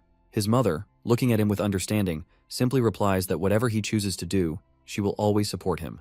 A year later, No steps into his elementary school for the entrance ceremony. The new principal is giving a speech. No, now in his third year, stands quietly, and Minji watches him with a yawn, clearly uninterested. A bit of banter ensues between them. Choi, on the other hand, is excited, chatting away with the others. The entrance ceremony eventually concludes. Later in their classroom, students start introducing themselves. Minji begins, sharing that she had attended the Doan kindergarten and talks about herself. The teacher Gina cuts her off, saying that's enough for now. Minji, respecting the teacher's request, quiets down and finishes her introduction. Everyone in the class breathes a sigh of relief. Now it's No's turn. Ms. Gina calls on him to introduce himself. No introduces himself to the class, stating his name and mentioning that he used to go to the Doan kindergarten. Ms. Gina, sensing his pause, asks if that's all. No simply nods and says yes. With a small sigh, Ms. Gina moves on and calls on Young. Young stands up nervously, her hands trembling slightly. She begins, stuttering a bit as she introduces herself. No remembers the day they all went to Young's house. All her friends are gathered, excitedly chatting outside. Her father, noticing the buzz, asks them if they had a tough time getting there. He offers to make them a nice lunch and asks if they would like a drink. No notices Young's father and has a strange feeling of familiarity. He wonders where he's seen that face before. The other kids are busy asking for snacks and drinks. Some want chocolate, others prefer mango juice. But when Young's father turns to No, he asks what he would like. No, still a bit distracted, almost about to ask for a cup of coffee. He realizes he is still a kid and asks for a banana shake. Young's father brings lunch for everyone, placing a variety of dishes in front of them. The food looks delicious, and one of them immediately starts eating, commenting on how tasty it is. The others follow suit, all praising the meal. Minji and Choi are caught up in their usual bickering, but No remains quiet, observing them. No wonders what's so special about the food that everyone is raving about. When he finally tries it, he's taken aback by the taste. As soon as the food enters his body, he feels an odd sensation. It's as if his body is being restored, as though something inside him is healing. He realizes that all this food is acting as a potion, an elixir that helps restore mana. Potions are commonly used by players who venture into battles against monsters, as it aids in replenishing their mana. No, still processing the effects of the elixir, doesn't give a strong reaction. Young notices and asks him if he doesn't like it. He quickly reassures her that it's actually very delicious, but he asks her what her father's name is. Young tells him that her father's name is Seok-hoon. No walks up to Young after hearing her father's name. He tells her that they should be close friends, and in that moment, he begins to recall something from his past life. Seok-hoon, he explains, is the person who revolutionized the potion market. In his past life, Seok-hoon was the person who revolutionized the potion market, using his gift of filtering to extract mana from selected materials. His efforts were so significant that, in the future, Seok-hoon's company would rise to become one of the 3 largest in Korea. However, he did not remember Seok-hoon had a daughter. He realizes that when he saved Young from the goblin, she survived, otherwise, in his previous life, she would have died. This thought lingers in his mind as he places a hand on her shoulder. He reassures her that if anyone bothers her at school, she should let him know. He won't let anyone get away with it. Young nods, agreeing. In the classroom, Young remembers the events of the past and addresses the group. She tells them that she, like No and Minji, attended the Doan kindergarten. She shares that she enjoys reading and admits feeling awkward whenever she speaks to someone for the first time. Despite this, she encourages everyone to come talk to her. After introducing herself, she takes a seat, hoping to connect with her new classmates. Gina announces that the next student is Siona. As Siona stands up, it's clear that she's different. With ears and a tail, the other students murmur among themselves, wondering if she's real or if she's a monster. No knew that demi-humans is a term used for children who have human traits mixed with those of monsters. These children have uneven distribution of mana in their bodies, and due to their genes, they often exhibit monster-like features. People who have lost family members to monsters tend to dislike demi-humans, as they remind them of the creatures that cause their pain. Siona introduces herself, saying her name and mentioning that she didn't attend kindergarten. She nervously urges everyone to get along. One of the children nearby whispers that their mother told them not to go near her. They don't understand why, but they remember the warning. Now it's Choi's turn. As soon as Gina announces Choi's name, he stands up confidently and introduces himself, stating that he loves to swing his sword and that he is learning from the boss about mana. Hearing this, a child asks what he means by boss. Choi, with a proud grin, points to No sitting nearby and explains that No is the boss of their class and the strongest among them. He adds that no one should underestimate him. Choi continues, hyping up No by chanting, "Boss is the best," while others watch in amusement. Gina, however, quickly intervenes, telling Choi to sit down and behave. She then turns to No, asking him to stay after class, as she needs to meet with his parents. No soon realizes the problem. Meanwhile, Choi continues chanting, "Boss is the best," which makes No even more irritated. He thinks to himself that starting tomorrow, he'll make sure to train Choi in a way he'll never forget. The first day of school is over and lunch has begun. No, carrying his food, walks toward his friends, lost in thought. He reflects on how the first-year mana quantity test has finally concluded. Choi and Siona's mana levels are higher than average, while Young's mana measurement didn't register, so it was recorded as average due to what No assumes must be some error.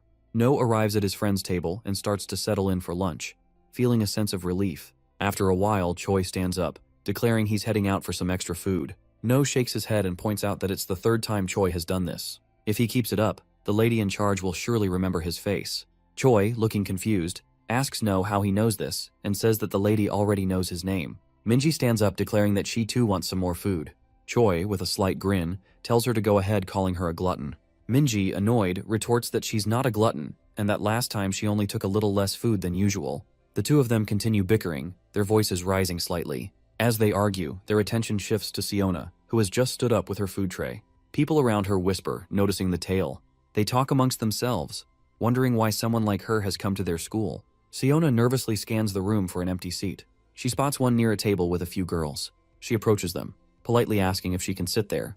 However, the girl at the table quickly turns her down, refusing without a second thought. Siona stands there, unsure of what to do next.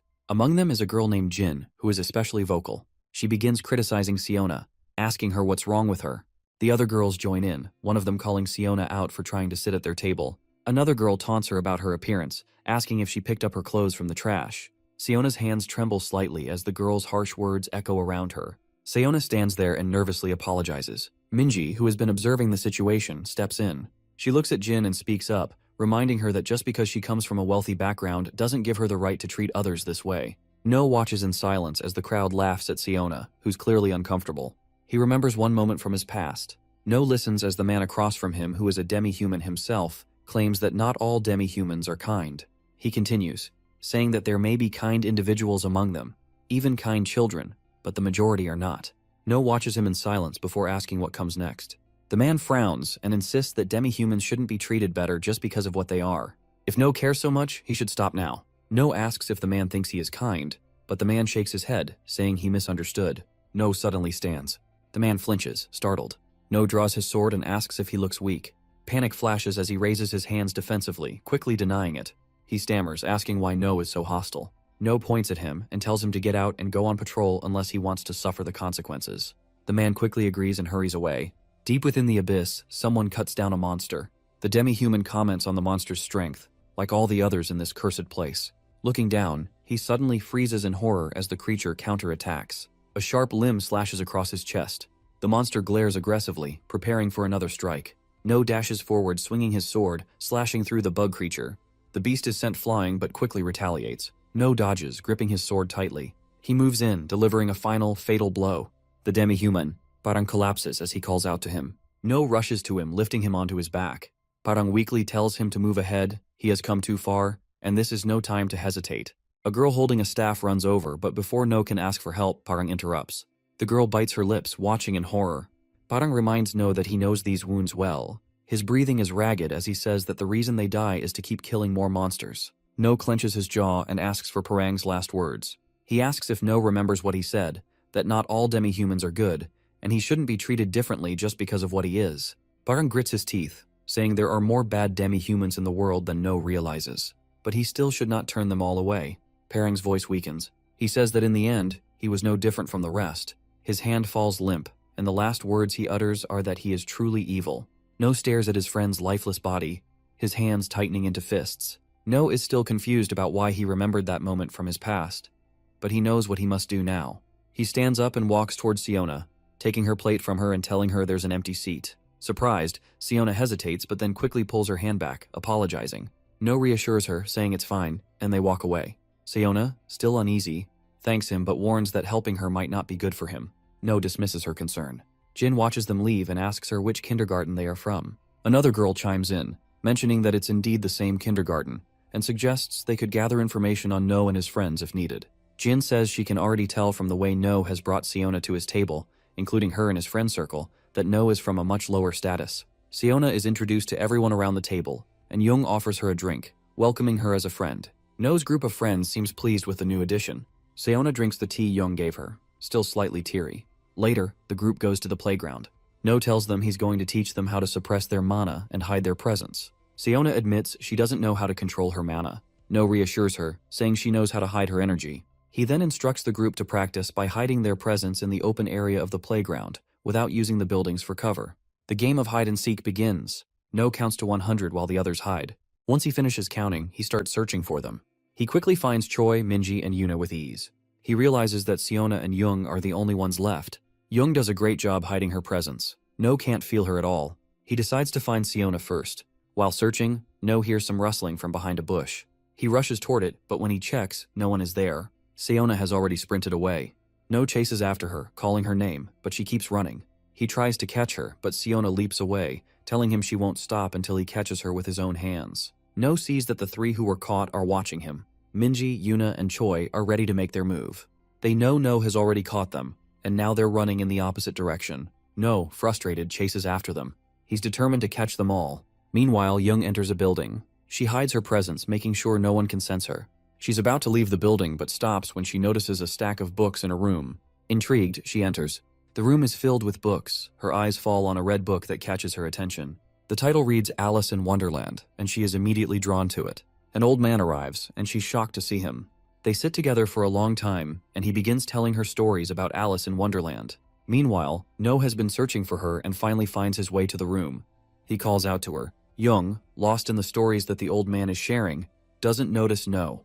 He's been looking for her for a long time but finally finds her. No greets her with a sense of urgency, explaining that she disappeared while playing with her friends, and that's why he's been searching for her.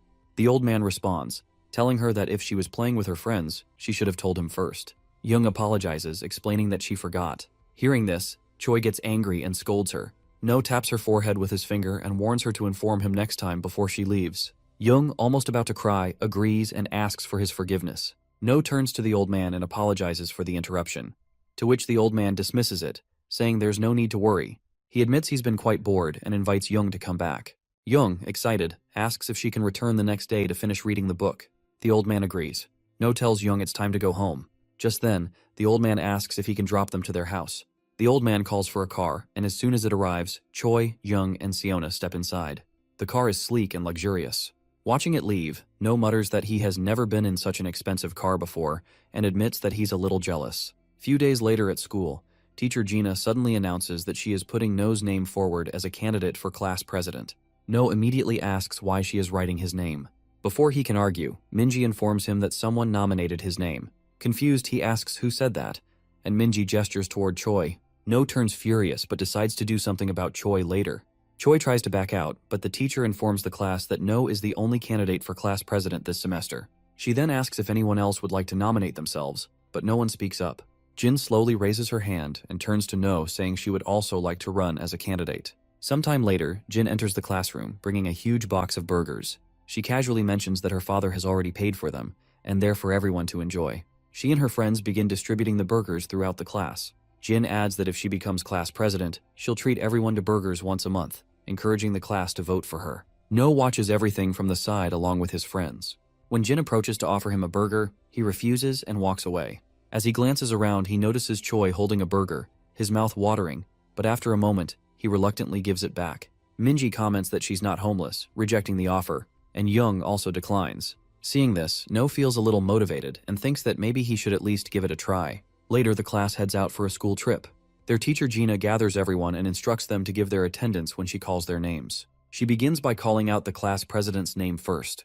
Jin raises her hand, confirming that she is officially this year's class president. Meanwhile, No, now the vice president, is frustrated by the outcome. Later, their teacher guides the students around the mountain they are visiting for their field trip. She takes them through scenic spots, allowing them to explore the area. Eventually, they stop for lunch break. As No opens his lunchbox, he notices a note inside that reads, "Love you." Seeing this, Minji teases him, saying how sweet it is that his sister loves him so much. No tells her to be quiet. Young's lunch stands out as the most beautifully prepared, making No certain that her father must have made it. Meanwhile, Choi casually comments that cup noodles are the best food for a field trip. Hearing this, Minji asks if his mother didn't pack a lunch for him. Choi simply nods, explaining that his mom told him cup noodles were the best. No and Minji grow quiet, exchanging glances. No thinks that Choi's mother doesn't care much for him, not even bothering to prepare his lunch. No, trying to cheer him up, agrees that cup noodles are the best. Deep in the mountains, a man is being chased by monsters. He runs as fast as he can, but his foot catches on something, causing him to fall. When he looks up, he sees the creatures closing in. Rank 7 monsters, vicious hounds feared for their brutality. Terrified, he stumbles back, calling for help. But before he can react, a larger presence looms behind him. Turning around, he finds himself face to face with an even stronger beast, a rank 6 hellhound, the leader of the pack. The monstrous hounds waste no time lunging at him. Within moments, they tear him apart, devouring him completely. The hellhound leader suddenly commands the others to stop. The lesser hounds immediately freeze. The leader then gives a new order. They must head south. And southward is exactly where No and his group are.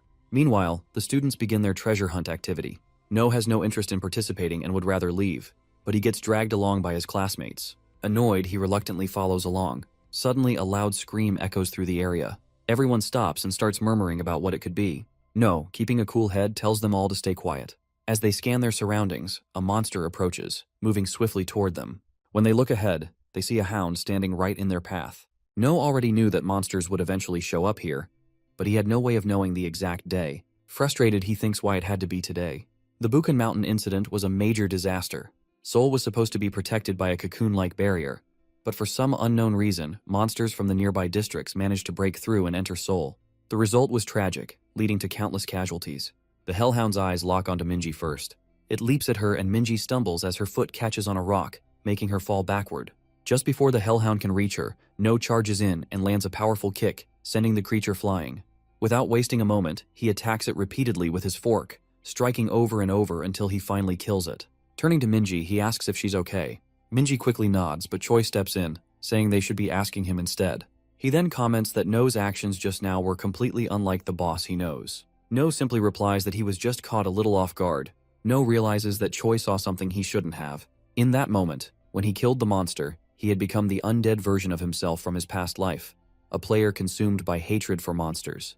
He had just revealed a side of himself that he never wanted anyone to see. Before he can dwell on it further, more monstrous roars echo through the area. The sound grows louder, signaling the approach of even more creatures. Choi, alarmed, asks what they should do, while Minji immediately insists that their only option is to run. No agrees it makes sense to escape first. But he knows that hounds always move in packs, and now an entire group of them is descending from the top of the mountain. If they stick together, he might not be able to protect everyone. There's only one option left. He takes a deep breath and tells everyone to listen carefully to what he's about to say. Meanwhile, another group of students continue their treasure hunt. Meanwhile, Jin spreads her handkerchief over a rock and sits down, watching her friends as she casually tells them to hurry up and find the treasure. Jin's friends make excuses, saying they need a break and that searching for the treasure is too much effort. But as soon as she glares at them, they quickly get back to work, resuming their search without further complaints. Just then, Jin notices a group of students running toward her, screaming in panic. At the same time, a pack of hellhounds emerge, chasing them down. The terrified students rush past her, leaving her frozen in place. Before she can react, one of the hellhounds leaps straight at her, ready to strike. But before it can land its attack, a gunshot rings out. The bullet strikes the hellhound, killing it instantly. Though still shaken, Jin quickly realizes who fired the shot. No lowers his gun and looks at her. He tells her that if she doesn't want to die, she should get down the mountain immediately. Jin trembles with fear, struggling to steady herself. No, looking at her coldly, tells her that he has already done enough. She can handle the rest on her own. Turning away, he starts to leave. But before he can take another step, Jin grabs his hand. She insists that he can't just leave. He has to protect her. No yanks his hand free. He warns her not to get in his way and orders her to leave. Earlier, No gathers his friends and instructs them to run as far down the mountain as possible. If they spot any other hunters, they should call for help immediately. Choi hesitates, then asks if No isn't coming with them. No shakes his head, saying he has to stay back and search for other survivors. Choi, refusing to leave him behind, declares that he'll go too. He's learned from No, and now it's his turn to help. But before he can say another word, No cuts him off. His voice turns cold as he orders Choi to stop joking around and focus on surviving. No continues instructing his friends, emphasizing that from now on, they will operate as a 4-person party. He warns them to keep one thing in mind: hounds are monsters with great sense of smell. To avoid detection, they must suppress their mana as much as possible since these creatures can easily sense it. Once they head down the mountain, No moves in the opposite direction, climbing higher. Along the way, he tosses Young's food onto the ground. Since it was prepared by her father, it contains traces of mana. This will momentarily confuse the monsters, giving him an advantage. Activating his mana detection, No thoroughly scans the area, pinpointing the exact locations of nearby monsters. Satisfied with the information, he mutters to himself that he has already bought his friends enough time to escape. He sprints toward the Hellhounds. No spots the Hellhound boss lurking in a particularly dark area of the mountain, its presence radiating an ominous aura. He mutters to himself, realizing this fight will be far more difficult than expected. Though he still possesses half the mana he had in his past life, it won't be enough for a prolonged battle. Fortunately, he has one of Young's drinks, a potion crafted by her father, which might prove useful. Suddenly, loud screams echo through the area. No turns to see that a group of hunters has already arrived, but they are being overwhelmed by the horde of Hellhounds. One by one, they are torn apart until only a single survivor remains. Before the last player can react, a Hellhound lunges at him, finishing him off. No leaps into action, jumping onto one of the Hellhounds. As he lands, he quickly grabs a small sword from the fallen player's bag.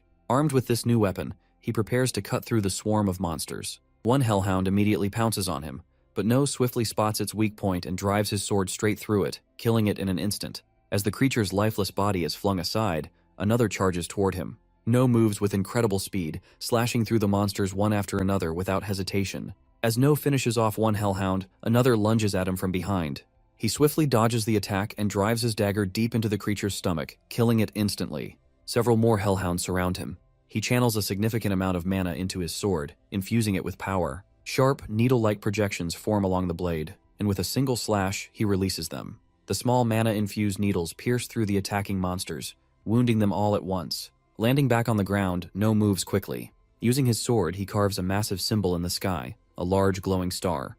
The moment he completes it, a powerful explosion erupts, consuming all the nearby Hellhounds in an instant. The overwhelming blast leaves nothing but silence in its wake. Back in the present, No now holds a gun and a small sword, weapons scavenged from the fallen hunters. Having saved Jin from the Hellhounds, he turns to leave. She attempts to stop him, but No coldly tells her not to get in his way and to leave immediately. Jin lets him go, and without another word, No walks away. Jin watches No and firmly declares that she wants him. No finally reaches the boss area after running through the battlefield. Standing before him is the rank 6 monster, the Hellhound boss. Darkness emanates from its body as it marks No as its target. No challenges the beast, declaring that no matter how much it tries to mark him, tonight, it will die. Without wasting time, he unleashes his small needle attack once again. The mana-infused needles fly through the air, piercing the lesser hounds surrounding their leader. As the smaller monsters collapse, No steps forward to face the boss. At that moment, 2 hounds attempt to ambush him from behind. Sensing the attack, he swiftly dodges, taking down one with his sword and shooting the other with his gun. More Hellhounds swarm toward him, but No moves through them with deadly precision, cutting down every monster in his path. His relentless assault clears the way as he advances toward the Hellhound boss. Hounds still remain in large numbers before No. Annoyed, he mutters about how troublesome they are. Meanwhile, his friends continue their descent down the mountain, running as fast as they can. No had warned them that the monsters they were up against had powerful mana-sensing abilities. To avoid detection, they had to suppress their mana. Following his advice, they kept their mana suppressed as they made their way down. They reach a point where 2 paths diverge before them. Unsure which way to go, Choi turns to Young and asks for guidance. However, Young is exhausted, barely able to keep up. Despite her fatigue, she recalls that No had specifically assigned her and Siona as the group's navigators. Since they were the best at reading terrain, it was up to them to decide the safest route forward. Back in the present, Young uses her mana detection ability, sensing a strong darkness emanating from the left-hand path. At the same time, Siona, relying on her heightened senses, listens carefully and confirms that there are no safe sounds coming from that direction. With that, the group quickly decides to take the other path and starts running at full speed. As they rush forward, Choi suddenly hears deep growling behind them. He panics, but before he can turn around, Minji grabs his hand and firmly tells him not to look back. Her mind flashes back to what No had told her earlier. No one should make reckless decisions. She clenches her teeth, determined to follow his advice. The group continues to sprint, but Young abruptly stops. A wave of darkness surges ahead, stronger than before. Alarmed, she warns the others. They see a lone hound monster blocking their path. However, this one is different from the regular hounds. It is a stronger, upgraded version. Before they can react, the beast lets out a piercing howl, and within moments, more hounds appear from all sides, surrounding them completely. Choi recalls No's words. He was the strongest among them, the main damage dealer, and it was his responsibility to protect everyone. No matter how many monsters appeared, he had to fight. With this in mind, he infuses his stick with mana and prepares to engage the enemies head-on. As the hellhounds charge toward him, he swings his weapon, striking one with full force and sending it flying backward. A rush of excitement surges through him, but before he can revel in his success, 2 more hounds leap at him. He swiftly takes them down as well.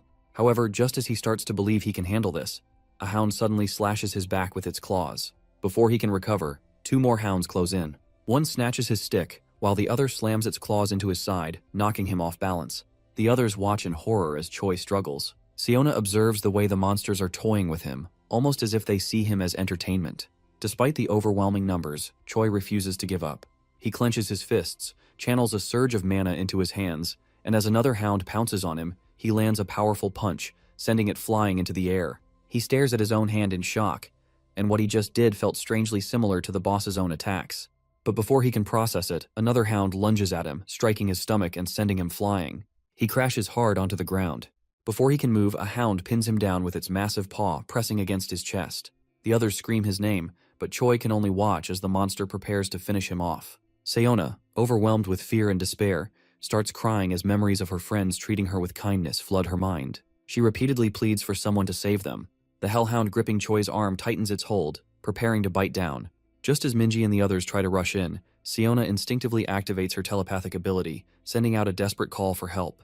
Her telepathic signal travels far, beyond anything she has ever achieved before. Suddenly, a powerful wind barrier forms around them, forcefully pushing the monsters away. Choi's friends remain protected inside the barrier, unable to comprehend what just happened. As they look outside, they witness a raging tornado sweeping through the battlefield, tearing apart the hellhounds. Then a woman calmly steps forward. She glances at them and speaks, asking them to close their eyes for a while. She is about to deal with these nasty dogs. This woman is one of the 12 sovereigns, known as Divine Tempest, and her name is Shin. Meanwhile, No continues his intense fight against the Hellhound boss, surrounded by countless monsters. Feeling his exhaustion, he drinks the potion crafted by Young's father, allowing him to recover slightly. Without wasting time, he charges forward, using his heavenly steps to strike down an enemy. However, the horde remains relentless. Another monster rushes at him, and he pulls out his gun and takes it down. Despite his efforts, the battle is far from over. No continues cutting down the remaining hellhounds with relentless precision, wielding his sword while activating his ability, Violent Dance. His movements become a blur, slashing through enemy after enemy until only the hellhound boss remains. Every lesser hound in the area has been eliminated. He charges forward, using his skill to close the distance, but his body isn't responding as smoothly as before. Ignoring the strain, he swings his sword directly at the hellhound, only for the beast to clamp down on the blade with its powerful jaws. No immediately draws his gun and fires multiple shots at the monster, but it refuses to let go. In retaliation, the hellhound prepares to unleash a devastating fire blast. Sensing the danger, No quickly leaps away, narrowly dodging the attack.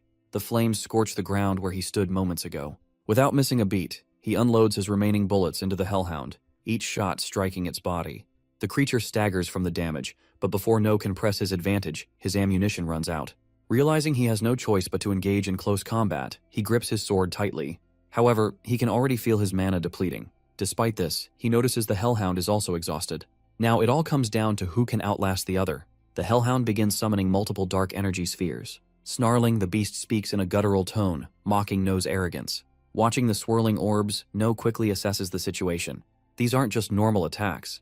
This seems different from a simple marking ability. It launches the dark spheres toward him. As they race through the air, the beast growls that it will tear him apart. Instead of dodging, No charges straight at the attack, slicing through one of the orbs with his sword.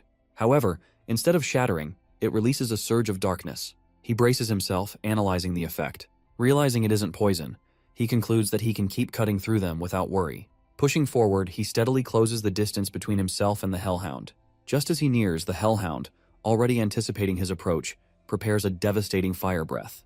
Cloaking itself in darkness, it suddenly unleashes a massive wave of flames directly at No. No raises his sword to block the attack, but the force is too overwhelming. The intense heat and pressure sends him flying backward, crashing hard against the ground. As he struggles to push himself up, he assesses the extent of his injuries. Despite using the last of his mana for defense, his body is battered. Breathing heavily, he mutters to himself, acknowledging just how much damage he has taken. At this rate, he won't last much longer. During a fight in his past, No's teammates observe his battered body with concern. One of them mutters that No looks as good as dead, but another quickly corrects him. He explains that No possesses a rare ability known as Berserker. Unlike ordinary talents, Berserker is a gift that only activates in extreme situations, pushing the user beyond their limits. Back in the present, No's mana is completely depleted, triggering his Berserker ability. Despite having no energy left, his body continues to release mana at an explosive rate. His movements become faster. With renewed strength, he charges straight toward the Hellhound, closing the distance in an instant. The beast instinctively retreats, but No is already too close. His sword slashes downward, severing 2 of its legs in a single strike. The Hellhound recoils in agony, but even in this state it refuses to fall. Summoning its remaining strength, it conjures a swirling barrier of darkness to shield itself. No steps forward and swings his sword with full force. The impact shatters the dark barrier, exposing the wounded beast. Glaring down at his opponent, No says he had already declared its death. He delivers the finishing blow, cutting down the monstrous creature. As the battle ends, he finally allows himself to collapse. Sitting down, he gazes at the sunset and falls unconscious. Meanwhile, No's friends find themselves face to face with one of the 12 sovereigns, a woman named Shin. She calmly instructs them to close their eyes, warning them that she is about to eliminate the remaining Hellhounds. Her expression turns serious as she unleashes her ability, conjuring 2 massive tornadoes that spiral through the battlefield with devastating force. In an instant, the remaining monsters are caught in the raging winds, torn apart effortlessly. Once the battle is over, she dispels the tornadoes and releases the barrier that had been protecting the children. Turning to No's friends, she apologizes, admitting that she might have seemed frightening. She hopes they won't start crying, repeating to herself not to panic if they do. To reassure them, she gently tells them there's no need to be afraid anymore. Choi excitedly interrupts, saying it was incredibly cool. Sayona keeps thanking Shin, while Young watches in awe, comparing Shin's strength to No's. Choi, just as thrilled, exclaims that Shin is one of the 12 sovereigns. Shin, however, grows thoughtful.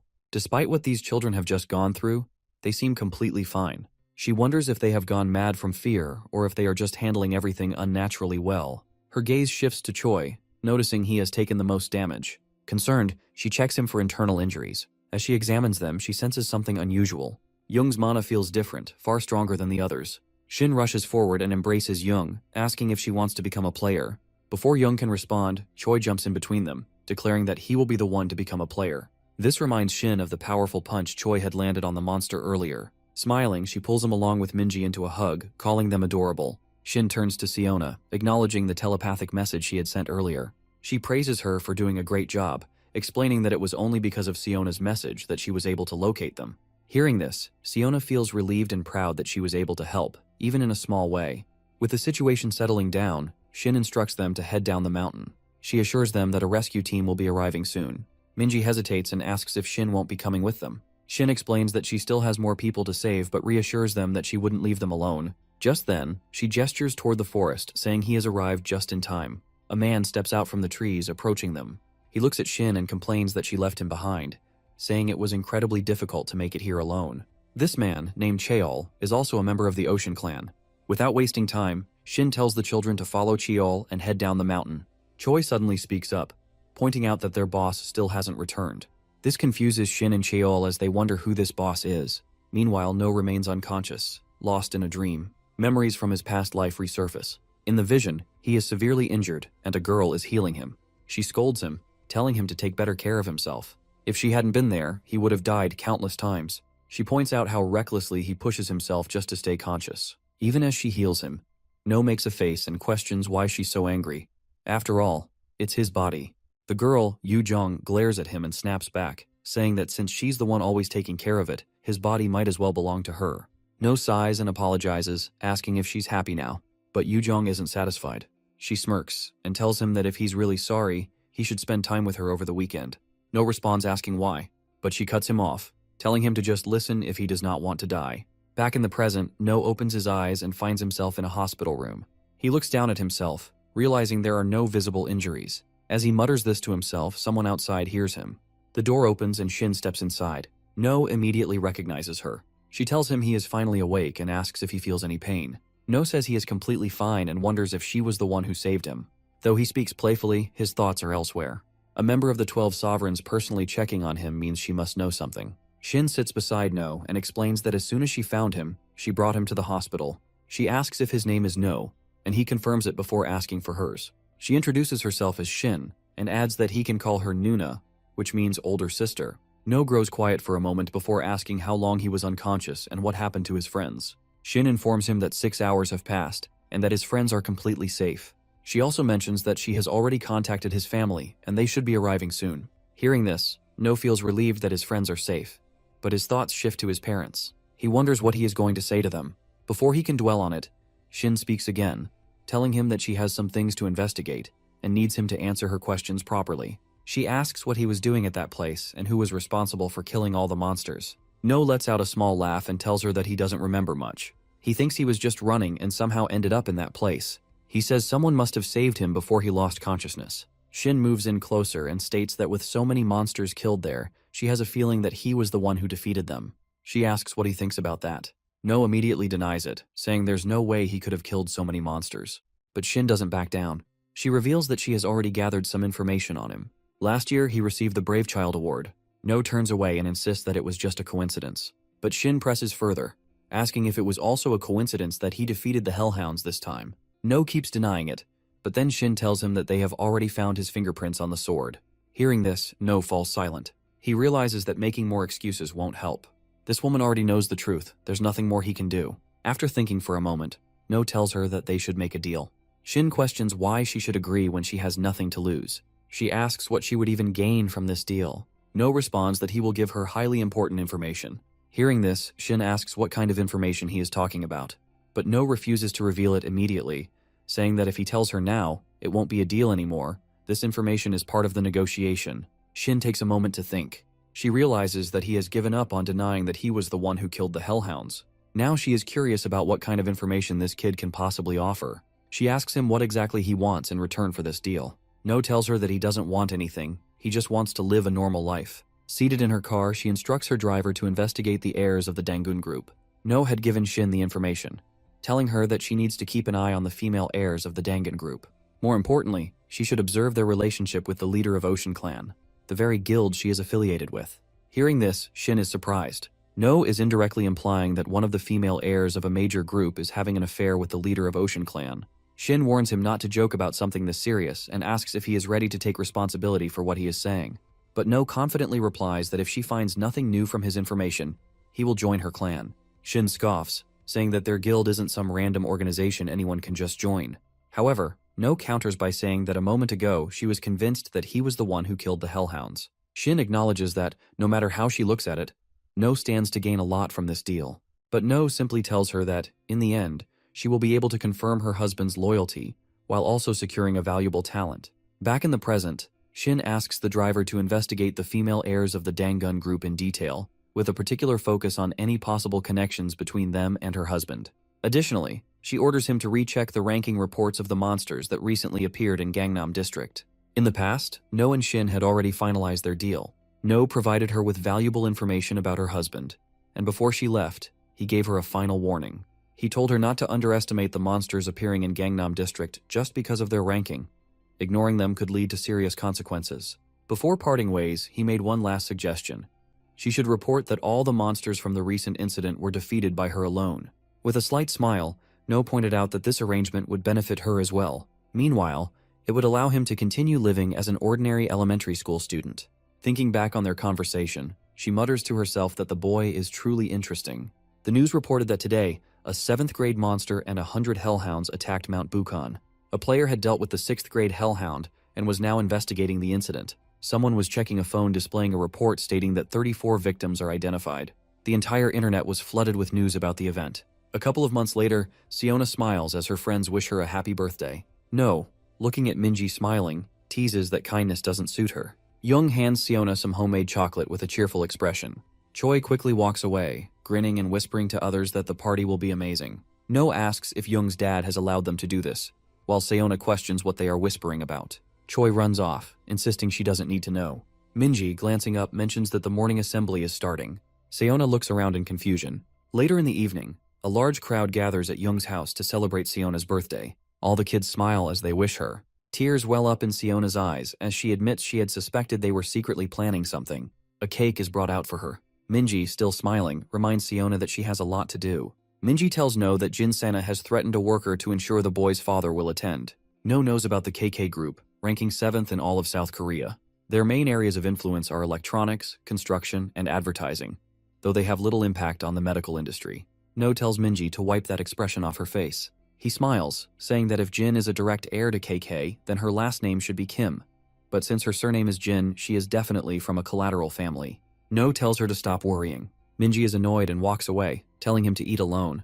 No mutters that things have gotten a little complicated but are still manageable. His eyes are on his family as he stabs the fork into the cake, declaring that if anything disturbs them, he will tear it to pieces. Choi shouts that today he will show what he has learned.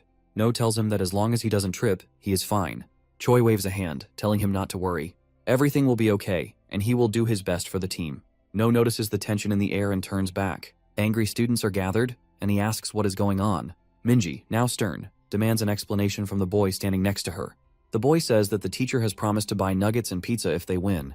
No glances at the teacher, who is now in tears, regretting her words. Feeding these students is impossible. Another teacher raises his gun and shouts for attention. Choi prepares to start, thinking about how shocked everyone will be. A gunshot rings out. He runs forward with all his might, the team cheering his name. No sighs as Choi pushes toward victory.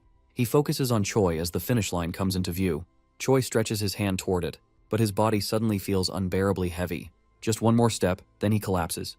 The team is horrified. The class teacher rushes forward, lifts him onto her back, and carries him. Choi murmurs that the sky is spinning. No sighs, already expecting this outcome. Choi has overdone it again. He thinks about how he needs to work on the boy's character and teach him to stay calm. Suddenly, a girl jumps on him from behind. He turns to see his sister Yuna, beaming with excitement. She proudly announces that she has come first in the 100-meter race. No nods, realizing she has beaten all the other 5th graders. Yuna tells him to take care of himself and that she is heading to her next event. They will see each other again soon. No waves her off, reminding her not to push herself too hard. Minji, watching the exchange, thinks to herself that he isn't a mama's boy. He is Nuna's boy. Seona approaches the group with her head down, frustrated. Yuna has been too fast. No, filled with pride, declares that she is his sister. Seona, frowning, asks if he has been rooting for his sister instead of their team. No quickly objects, insisting that he has been thinking about lunch the entire time. Minji doesn't buy it, saying that he has been watching Yuna the whole time. Turning away, No looks embarrassed before quickly changing the subject and asking about Young. Seona points to the side. Young is running up to the group with excitement. She finds them sitting on a blanket, enjoying a picnic. They are No's neighbors, a couple named Julie and Bruno. Young asks for their help, grabs the girl's hand, and urges her to run faster. They reach the judge of the competition and start talking quickly. The girls slap their palms together. Young drops down next to No, letting out a breath as she finally gets to rest. No hands her a bottle of water and asks how she got Julie to come. She twists open the bottle and responds saying she is an American. He pauses, surprised as he thought she is Italian. Julie had already told No's mother she could speak English. He wonders if Julie had tricked them. He looks at her surprised. At their first meeting, she had been just a crybaby. Now she seems different, more cunning, more mature. Young watches No closely as he thinks. He leans to the side, glancing at Choi, who is finally starting to come to his senses after the potion. The loudspeakers on the poles call everyone to gather after lunch. No wants Choi to at least be half of what Young has become. No walks over to Young and Seona, joining a group of unfamiliar women. He greets them, handing fruit and snacks from his mother. Lowering his voice, he quietly asks Young who they are.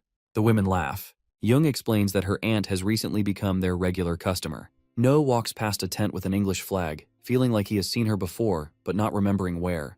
At a nearby table, Jin sits with guards. She asks if he is hungry and offers tea. He ignores her and keeps walking, more focused on recalling what was for lunch. Jin rushes after him, pointing as she tells her father she recently mentioned No. The man's expression hardens. He asks if No is the one who bullied his daughter. He introduces himself as the president of KK Pharmaceuticals. No dismisses his company as pathetic. The insult lands hard. Young's face darkens as he raises a hand to strike, but it stops short. No pushes it aside with a single finger, his stance unshaken. Young hesitates, then clenches his fist and swings. Before it lands, a sudden movement cuts in. No's eyes widen as Young recoils, blood trickling from his nose. No's father stands there, shaking out his fists. He demands to know how Young dares to lay a hand on his son. He grips No's shoulders, checking if he is hurt. No brushes it off, saying he is fine but doesn't appreciate the interference. Young is furious that someone like him dared to strike him. Guards rush forward as the director orders them to take No's father. No clenches his teeth, ready to handle this himself. But his father moves first, stepping in front of him saying everything is under control. No stands behind his father. He trusts him to handle it. A crowd gathers around the scene. Young now understands exactly who he is dealing with. No's father adjusts his glasses, fixes his hair. He asks if Young remembers him now. Young shudders, his mouth opening in shock. No's father slides his hands into his pockets. The director shouts, recognizing him as the head of the department at Sirius. Young clenches his teeth, struggling to process why someone like Sirius is here. No is equally shocked. He cannot believe his father holds a high position at Sirius. Sirius is South Korea's second largest company, known for supplying cars and devices for hunters. Young, still shaken, points at Sirius and demands to know what he is doing here. Sirius frowns and Young quickly apologizes, admitting he was just curious about why the head of the strategic department was here. No realizes his father is not just an important figure. He oversees the production of devices for the company. Sirius pats his son's head, explaining he only came to watch his children perform, though Young seems to have a problem with his son. The director's face twists in anger, but there is nothing he can do. Companies like KK are nowhere near the level of Sirius. Sirius is not just a high-ranking official, he is one of the key developers in the field. The director bows, hastily offering sincere apologies, realizing he made a grave mistake by provoking someone of Sirius's status. Young orders his daughter to apologize. Jin, frozen in place, hesitates. Her eyes dart around in confusion, struggling to react. Two boys whisper, wondering what kind of argument this is. It looks like Jin and No were arguing, but in the end, she lost. They laugh, saying she deserves it for always picking on others. Jin lowers her head. The boys warn the others not to look at her, or they might get into trouble too. She wants to apologize, but her voice shakes. Tears well up in her eyes and she runs away. Sirius places a hand on No's shoulder, saying they should leave now. As for hitting him, they can consider themselves even. Young bows to Sirius, who walks away with his son, and tells him to take care of himself. No worries about the consequences, but Sirius turns him around, kneels, and tells him not to handle things alone next time. He should come to him instead. Sirius smiles as he tells No he is still too young and that relying on his parents is completely normal. No looks at his father and Sirius takes his hands. No thanks him, promising himself he won't forget this warmth ever again. Elsewhere, on the upper floor of a ruined building, a man in a suit is smoking. He turns to the young man sitting on the couch, asking if it was really necessary to come all the way here to hire him. The client explains he has a big deal, but some people are in his way. He needs help handling them. The young man glances at his phone, then asks about the payment. A suitcase appears in front of him, brought by an employee. Inside there are stacks of cash, 1.5 billion upfront and another if the job is completed. The young man eyes the reward, reaching for the suitcase. A blue whirlwind of mana emerges from his hand. He acknowledges the payment, and in an instant, the money vanishes into a black portal. The employee stares in confusion, not understanding where the money went. He turns to his boss, who can only mutter in disbelief. The boss smirks, flicks away his cigarette, and laughs. Meanwhile, at a department store, Yuna beams with excitement as No follows her. Julie approaches from behind, placing her hands on No's shoulders. He hasn't been to a shopping center in a while, but the exhaustion feels the same. She leans in, mentioning that they had just arrived and hoping he isn't too tired. Bruno apologizes to No, who just asked for something tasty. His gaze shifts to Bruno. Something feels off. This man has no visible mana, and No wonders how an ordinary office worker is able to hide it so perfectly. Blue light flickers in No's eyes as he focuses. Bruno notices the stare and asks what's wrong. No quickly pretends to be looking for his sister and Julie. The mall is crowded. Bruno mentions that the girls said they were heading to the 5th floor before running off. Finding them won't be easy. No sighs, remembering that his sister can now mask her mana as well. Bruno pulls out his phone, reassuring him not to worry. They have a way to track them. No's eyes widen in shock. On the screen, their location is being monitored in real time. Bruno casually tucks the phone into his coat pocket. When No asks if Julie knows, Bruno replies that it's a secret. Bruno clears his throat and suggests they get moving. As they stand, a hooded figure approaches from the opposite direction. Passing by, the stranger grins and mutters, "Let it begin." They walk in different directions, but No glances back. Blue flames flicker around the hooded figure. A tattoo on his arm stands out. He recognizes this man from his past life. No clenches his fists. He remembers that grin. It's No Name. Bruno asks what's wrong. No hesitates, struggling to make sense of it. Something is off. He tells his uncle that something strange is happening. After a moment, he detects 3 individuals nearby with suspicious mana energy. No is surprised but quickly realizes that the energy is not coming from No Name. It is from 3 completely different people. One is wearing a baseball cap, another is bald, and the third has a bucket hat. He conjures 3 small orbs of mana and sends them toward the 3 individuals. Each one is hit, allowing him to pinpoint their exact locations. He is certain these 3 are experienced hunters. The marked individuals start moving around in confusion. 2 of them seem particularly panicked as they scan their surroundings, trying to figure out who targeted them. The third person, the one wearing the bucket hat, remains completely still. Bruno finds this strange. The other 2 suddenly decide to move in opposite directions. Suspicious of their actions, No follows the bald man. No watches as he weaves through the crowded area, carefully tracking his movements. Suddenly, he reaches into his pocket and discreetly drops a mana stone onto the ground. No immediately understands what is happening. These people are planning to cause chaos inside the mall. Before he can react, mysterious blue lights begin appearing everywhere. The crowd erupts in shock as the eerie glow spreads. People instinctively back away. Then, a massive black portal materializes above them. Confusion ripples through the crowd as they stare in disbelief. Whispers fill the air. Some wonder if this is the Mana Mall distribution they have only heard about in rumors. A piercing scream suddenly comes from somewhere behind No and Bruno. Countless monster hounds pour out from the portal in an overwhelming swarm. The creatures launch an attack, targeting terrified shoppers one by one. Other monsters begin spilling into the mall, flooding every floor. The mall's emergency announcement system blares to life, urging all visitors to evacuate immediately. But before the message can even finish, a monstrous figure lunges forward and silences the announcer in an instant. Meanwhile, No Name remains on his call. The operation is proceeding exactly as planned. Anyone who dares to interfere must be eliminated on the spot. Panic surges through No. This attack on the mall was never supposed to happen. Somehow the future has changed completely. He realizes that everything shifted when the Kraken attacked the city, where he saved his parents. A monstrous hound suddenly charges at him from behind. Bruno reacts instantly. He strikes the creature's head with full force, sending it crashing across the floor. Without wasting a second, he grabs No by the shoulders and forces him to focus. They need to reach Julie and Yuna before it is too late. No regains his composure. Their mission is clear. They must get to Julie and Yuna no matter what. No and Bruno sprint toward the escalator, pushing past the panicked crowd as they fight their way forward. Bruno checks his tracking device. Julie and Yuna are still on the 5th floor. His anxiety grows with every passing second. As they near the top of the escalator, a figure suddenly steps in front of them, blocking their path. The man slowly lifts his head, his gaze locking onto No and Bruno. The man smirks under his bucket hat and casually asks where they are headed.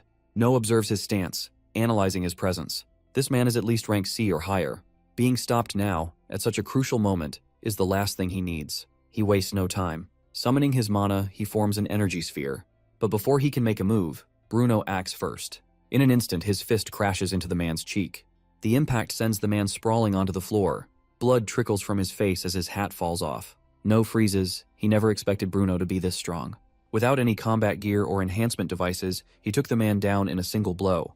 His earlier suspicions were right. Bruno is far from ordinary. Bruno steps forward and grabs the man's head. Mana surges through his hand as he prepares to strike again. Before he can land the hit, No swiftly intervenes. No steps up and delivers a brutal kick, right between the legs. The man groans, his body curling in agony. Bruno glares at him, but he brushes it off. Killing him would only complicate things. He knows this from experience.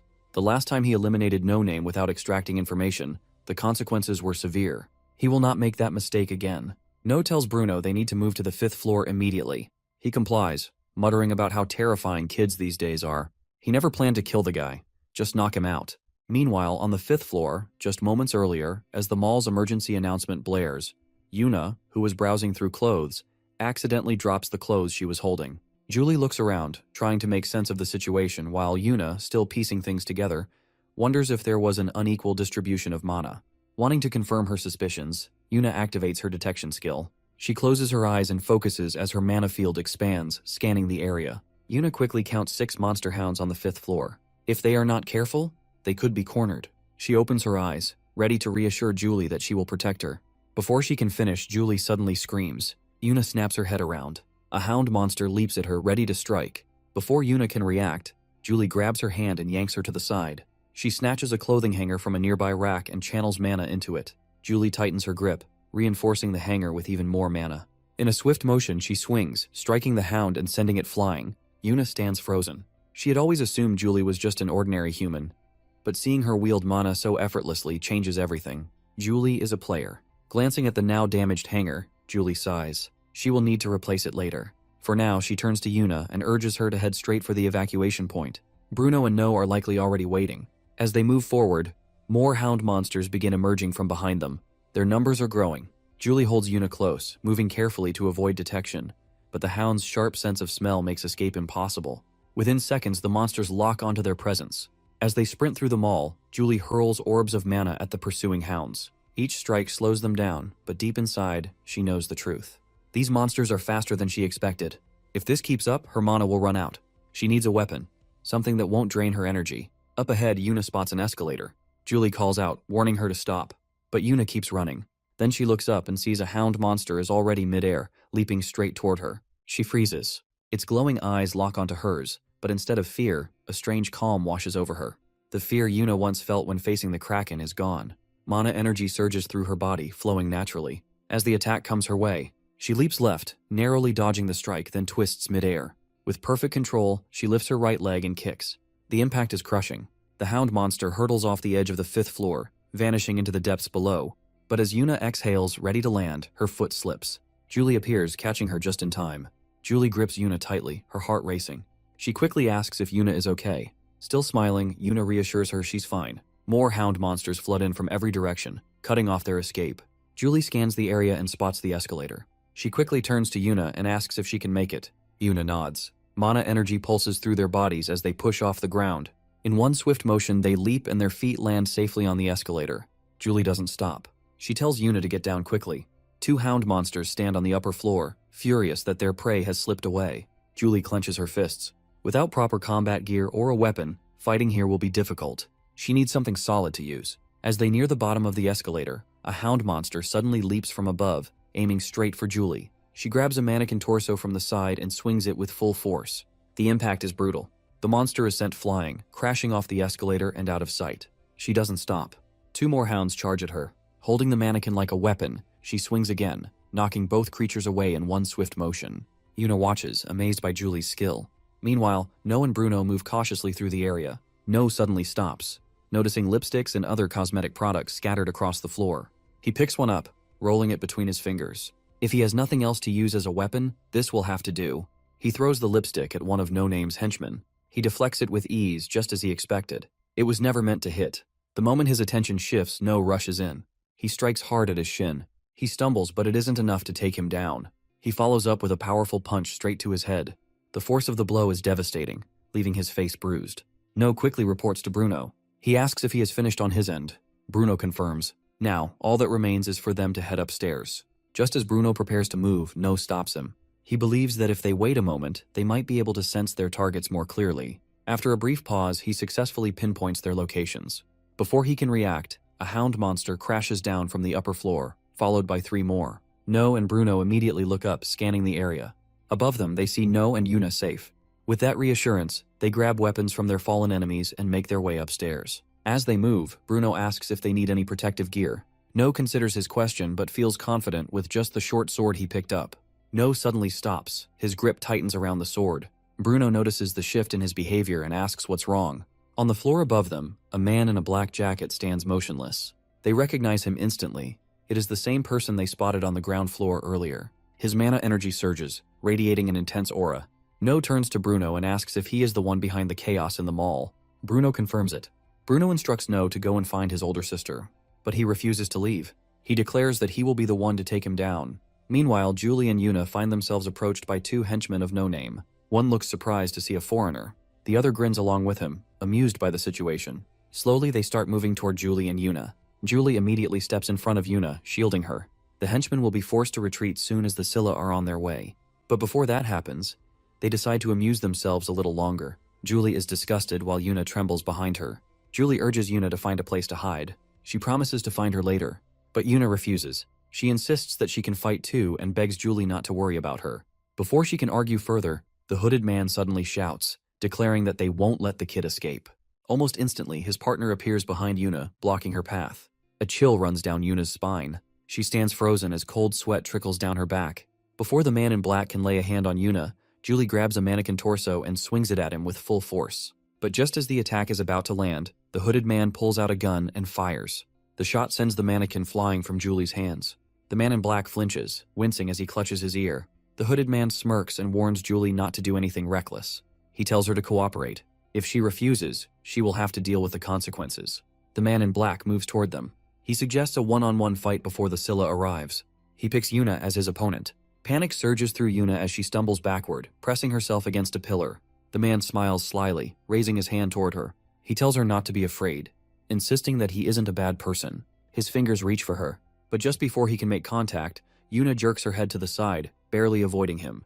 Without a moment to lose, she ducks and sprints away. But no matter how desperately she tries to escape, it's hopeless. With a quick burst of mana, the man moves in a flash, grabbing Yuna's right arm before she can get any farther. Yuna's eyes widen in shock. Acting on instinct, she channels mana into her palms and unleashes an attack. The blast forces the man to leap back. In response, both of them summon barriers, their energy colliding mid-air. The man in black stares at her, visibly surprised. He never expected a girl like Yuna to wield such immense mana, enough to launch an attack and create a barrier at the same time. He can't believe he's being forced into a standoff with a mere child. But he has no patience for this. Reaching into his pocket, he pulls out a dagger. He knows that if he captures this girl, he will be rich. He lunges, slashing at her barrier with rapid strikes. Yuna grits her teeth, bracing herself as each blow collides with her shield. The barrier holds firm, but the relentless assault doesn't stop. The man keeps hacking away, his dagger striking over and over. With each impact, the blade grows duller. Now it is almost half its original size. Yuna watches his expression shift and wonders if she has finally made him give up. But before she can react, he suddenly thrusts his bare hand straight through her barrier. Shock washes over her as his fingers clamp tightly around her arm. A sinister grin spreads across his face. Meanwhile, on the ground floor of the mall, reinforcements from the Scylla clan finally arrive. Their priority is to evacuate civilians before dealing with the monsters wreaking havoc. As they move to control the situation, a strange creature materializes in front of them.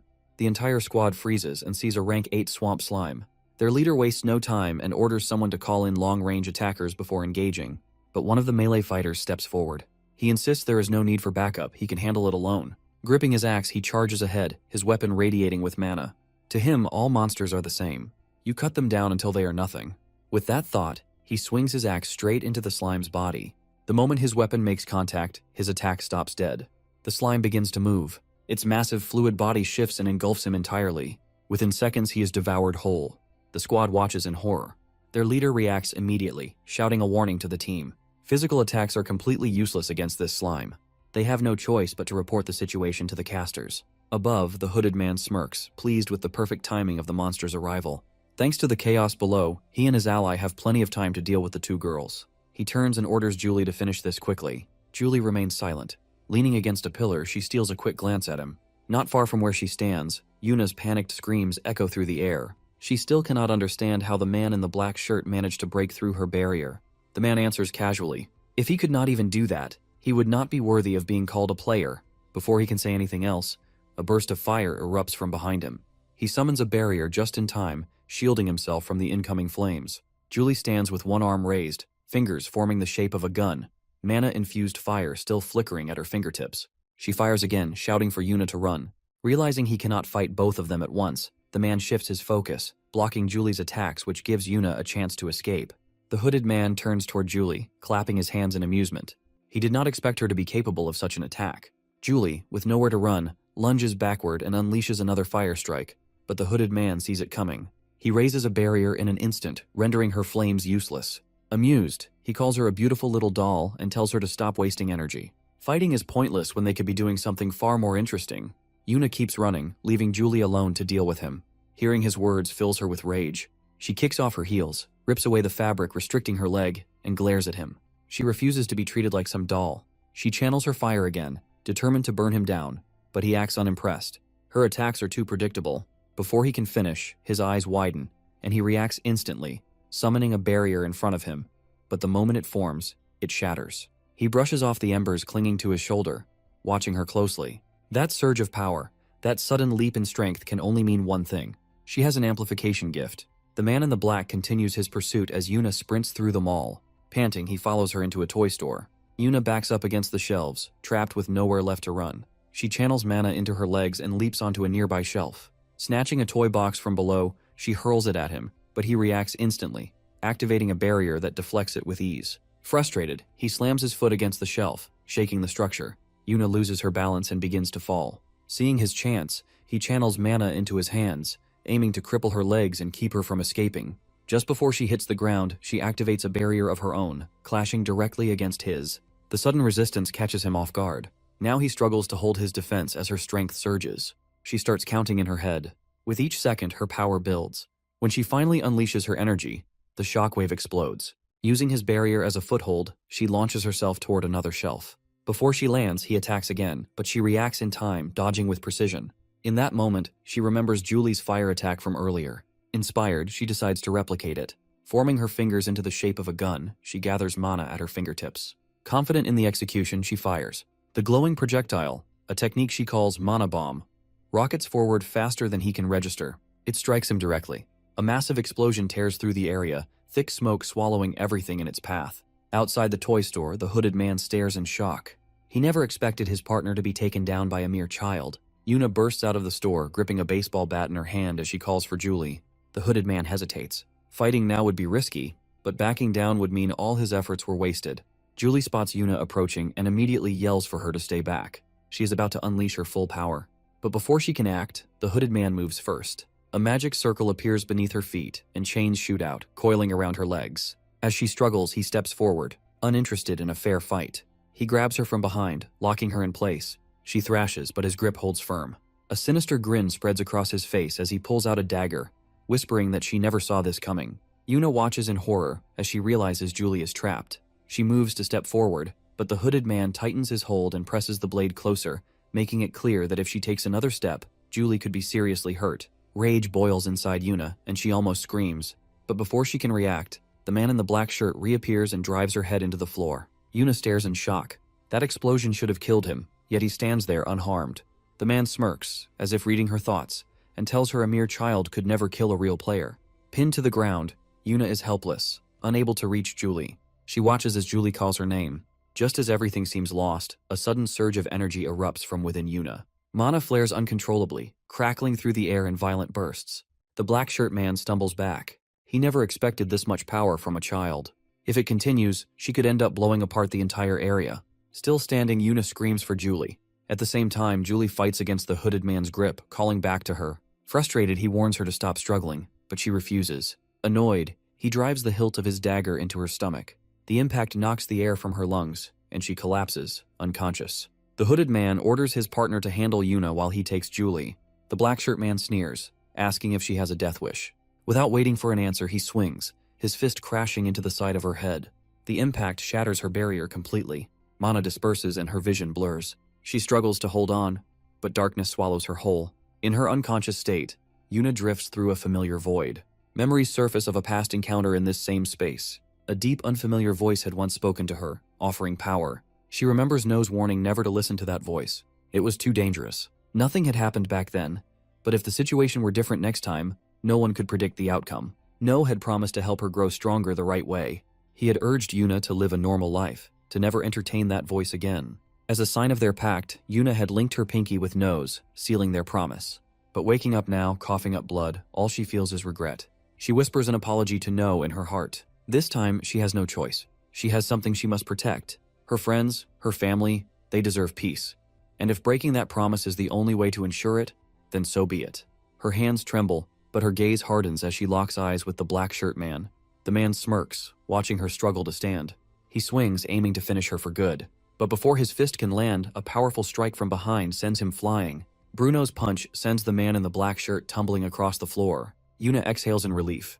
Bruno, noticing her weakened state, removes his coat and drapes it over her shoulders. He commends her for fighting bravely and reassures her that she can leave the rest to him. Standing like a giant bear, Bruno's overwhelming presence fills the hooded man with fear. In a single step, he closes the distance.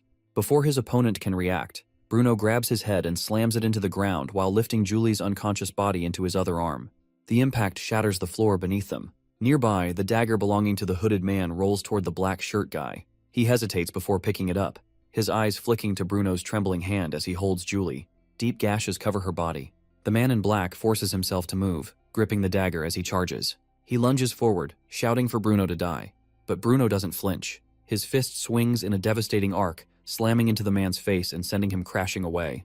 Bruno's fury reaches its peak. His voice drips with righteous wrath as he vows to make them pay for what they did to Julie and Yuna. Mana surges through his entire body as he steps forward. The man in black, sprawled on the ground, begs for mercy. But Bruno, consumed by rage, tells him to settle his business in hell. He gathers all his remaining mana into his hand and ends it in a single final blow. A few days earlier, before the attack on the mall, deep within a remote forest, two men argue inside an old shack. One of them, a subordinate, protests against the excessive orders given by a man known as No Name. This group was responsible for forcing Kim Kyung, the Vice Lord, to resign. Frustrated, the subordinate brandishes his spear, vowing to kill No Name and deal with Gil Seong-jun as well.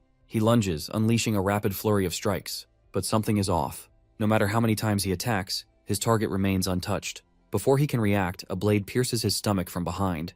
Panic sets in as he realizes the truth. No Name's gift is disorder, which distorts perception itself, making it nearly impossible to land a hit.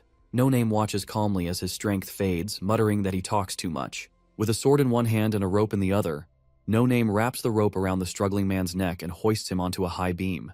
As his victim kicks desperately, gasping for air, he tells him he will personally take care of the man's family, especially his wife, and treat her very well. He chuckles darkly as the struggling slows, the legs twitching before going completely still.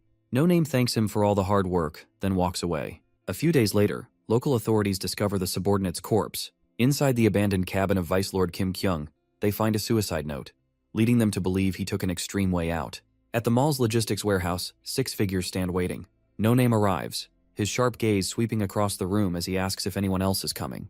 A young man with a bowl-cut hairstyle steps forward, reporting that Shinhwa clan members have already arrived.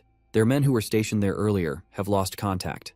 Given the situation, they decide to retreat immediately. But before they can leave, the young man with the bowl cut suddenly asks No Name about the child standing behind him. No Name, confused, turns around to see who he is referring to. Adjusting his glasses, he is shocked. No stands behind him and finally speaks, stating that he is glad No Name has noticed his presence. No Name, completely bewildered, questions in his mind who this child really is and how long he has been standing there. Even the bowl-cut-haired subordinate never expected his captain to fail to recognize the child. Assuming it might just be a lost kid, the young man asks No Name why he looks so tense. Since No Name remains silent, the bowl-cut-haired subordinate decides there is only one course of action. He will kill the child with a single slash. He warns No that children should never follow strangers recklessly, as something terrifying might happen. As he prepares to strike, No calmly places his left hand into his pocket, channeling mana into something he holds. The moment the young man swings his sword, No swiftly pulls out a dagger. With a single slash, he cuts through the subordinate's neck, killing him instantly. Blood splatters across the ground. The 5 remaining individuals freeze, their eyes locked on No in shock. Having effortlessly taken down the subordinate, No looks down at the corpse with a blank expression, realizing he shouldn't have killed him so quickly. No Name, who had been standing close, immediately jumps back and commands the remaining 5 to stay on guard. Realizing that the child before them is no ordinary kid, they quickly draw their weapons. No notices their reluctance and smirks. Mocking them, he wonders if they are truly scared of a simple dagger held by a little boy with barely any combat experience. Tilting his head with a playful grin, he calls them a bunch of cowardly chicken. His taunts strike a nerve. 4 of them, now blinded by rage, charge at once. This is exactly what No wanted. Grinning wider, he activates his skill, Heavenly Steps. In an instant, he slashes through all 4 in a single motion. They drop dead before they even realize what happened. Now only No Name remains. No's playful expression fades as he points his dagger at No Name. He asks why No Name is just standing there. If he refuses to move, then he will come to him instead. No Name struggles to process what just happened. A mere child had cut down 4 advanced players in seconds. Attacking recklessly is no longer an option. He quickly channels purple mana throughout his body and dashes at full speed toward No. No watches his movements with a bored expression.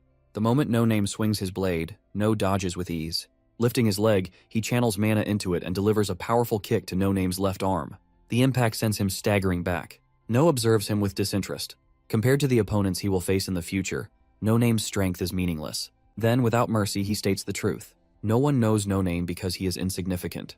Hearing this, No Name is consumed by rage. Mana surges wildly around him as he unleashes a relentless barrage of attacks. No is bombarded with slashes from No Name, yet not a single strike manages to touch him. No Name begins to wonder how this kid is dodging every attack so effortlessly. No, still evading with ease, calmly states that he has already experienced this. No Name's special gift proves completely useless against him. No counters. A swift kick to No Name's leg sends him stumbling. He leaps forward and unleashes a flurry of slashes. As his blade cuts through the air, he tells No Name to calm down, assuring him that he has no intention of killing him. No raises his blade above him, and soon the entire room is drenched in blood. After wiping out the last of the enemies, No and Shin step outside the mall. Around them, officers are busy cleaning up, removing bodies of both the terrorists and the innocent victims. Shin stares at the devastation, struggling to believe that the terrorists managed to cause this much havoc. No, hearing this, asks if she was able to capture them. Instead of answering, Shin looks straight at him and states that he now owes her a huge favor. No acknowledges this, promising to repay his debt in the future. He asks Shin to take care of No Name. Shin agrees and begins walking toward No Name. But as Shin approaches, No suddenly hesitates. Something has been bothering him for a long time. and this is his chance to find out the truth. He stops Shin and tells her to wait before reaching for No Name's sunglasses, determined to finally see his face. No Name immediately panics and pleads for him to stop, but No ignores him and pulls off the glasses. The moment his face is revealed, both No and Shin recoil in horror. No struggles to look at it for more than a moment. Shin, standing behind him, looks even worse, barely holding back the urge to vomit. They quickly realize they can't keep staring. No sighs, puts the sunglasses back on No Name, and turns to leave. Just as he starts walking away, someone calls out to him from behind. He turns to see Julie standing there, with Bruno carrying Yuna. He is relieved to see them safe. He rushes toward them, overwhelmed with joy. Not long after, the mall incident becomes a major news story, covered by every media outlet. A reporter on television announces that on December 17th at exactly 3 p.m., a terrorist attack took place inside the mall. The conflict involved summoned monsters and hired players fighting against the terrorists. The leader of the terrorists, identified as No Name, was captured. Shin played a crucial role in their defeat. According to the latest reports, the death toll has reached 23. In response to the tragedy, the Celestial Maiden government issues an official statement expressing deep condolences to the victims. A mysterious man watches the news on his TV. His eyes remain locked on 4 individuals on the screen. A slow, wicked grin spreads across his face. He has finally found them. At a small cafe owned by Young's father, a magical barrier surrounds the cafe, preventing ordinary people from recognizing them. Inside, No and Shin sit across from each other. No responds, saying he wanted to thank her, but there is another reason behind the meeting. He asks what happened to the No Name group. Shin reveals that the entire group has been sentenced to execution, the first ruling of its kind since the Celestial Maiden government was established. No asks about the person who hired them, but Shin only apologizes, stating that she is not in a position to disclose that information. Seeing that Shin has made her stance clear, No backs off. Shin then asks if that was all he wanted to know. No also seeks information about the fate of the Sabyok group. Shin explains that the president, Lee Yoon, has returned, prompting the group's heirs to temporarily withdraw from everything and focus on social welfare services. Shin prepares to leave, stating that she has other matters to investigate. As soon as Shin exits the cafe, Young's father approaches and informs No that the others will be arriving soon. He then asks if she still plans to wait here. No thanks him and decides to stay. In the past, the group's succession war had erupted among 3 sons, with the eldest emerging victorious. Now everything is different. No realizes the extent of the changes he has caused, saving his family from the Kraken attack, preventing the deaths of the kindergarten children, reducing casualties in the mountain incident, stopping the terrorist attack at the mall, and even preventing the succession war within the group. The future is no longer set in stone. For the first time, he feels free from the fate that once led to the deaths of her comrades, including Paring and Lee Jong. By evening, No is at home, having dinner with her family. Taking a deep breath, Yuna announces that she wants to become a player. The moment she speaks, No chokes on his food. The entire family turns to her in shock. A chill runs down his spine as he realizes that this is another unexpected change in the timeline. Naturally, No rejects the idea outright. He slams a hand on the table, as he tells Yuna that becoming a player is nothing but a reckless decision. It is not meant for her, but Yuna refuses to back down. She argues that No will never understand unless he lets her try. No clenches his fists. He cannot deny Yuna's potential, but he never trained her to become a player. He only taught her to control mana. He wanted her to live a long, healthy life, far removed from the dangers of that world. Yuna refuses to back down, insisting that this is what she wants. Their parents sit in silence. Frustrated, No demands to know why Yuna is so eager to abandon her normal life. The life of a player is not glamorous or respected. It is filled with blood, sweat, and suffering. But even after hearing all of this, Yuna stands firm. No matter how difficult it is, she wants to save people. She does not want to spend her life being protected, watching helplessly from the sidelines while others fight. Their argument drags on until their mother finally intervenes. With a sigh, she tells Yuna that if this is truly what she wants, she is free to pursue it. No snaps, shouting in frustration. The outburst startles their younger sibling, who bursts into tears. Their mother immediately scolds No for raising his voice and comforts Yunai. With tearful eyes, the little one looks up at No and mutters that she hates him. No turns to his parents again, demanding to know if they truly have no issue with Yuna becoming a player. Their mother explains that while they do not fully understand how dangerous a player's life is, they will still support Yuna if this is what she truly desires.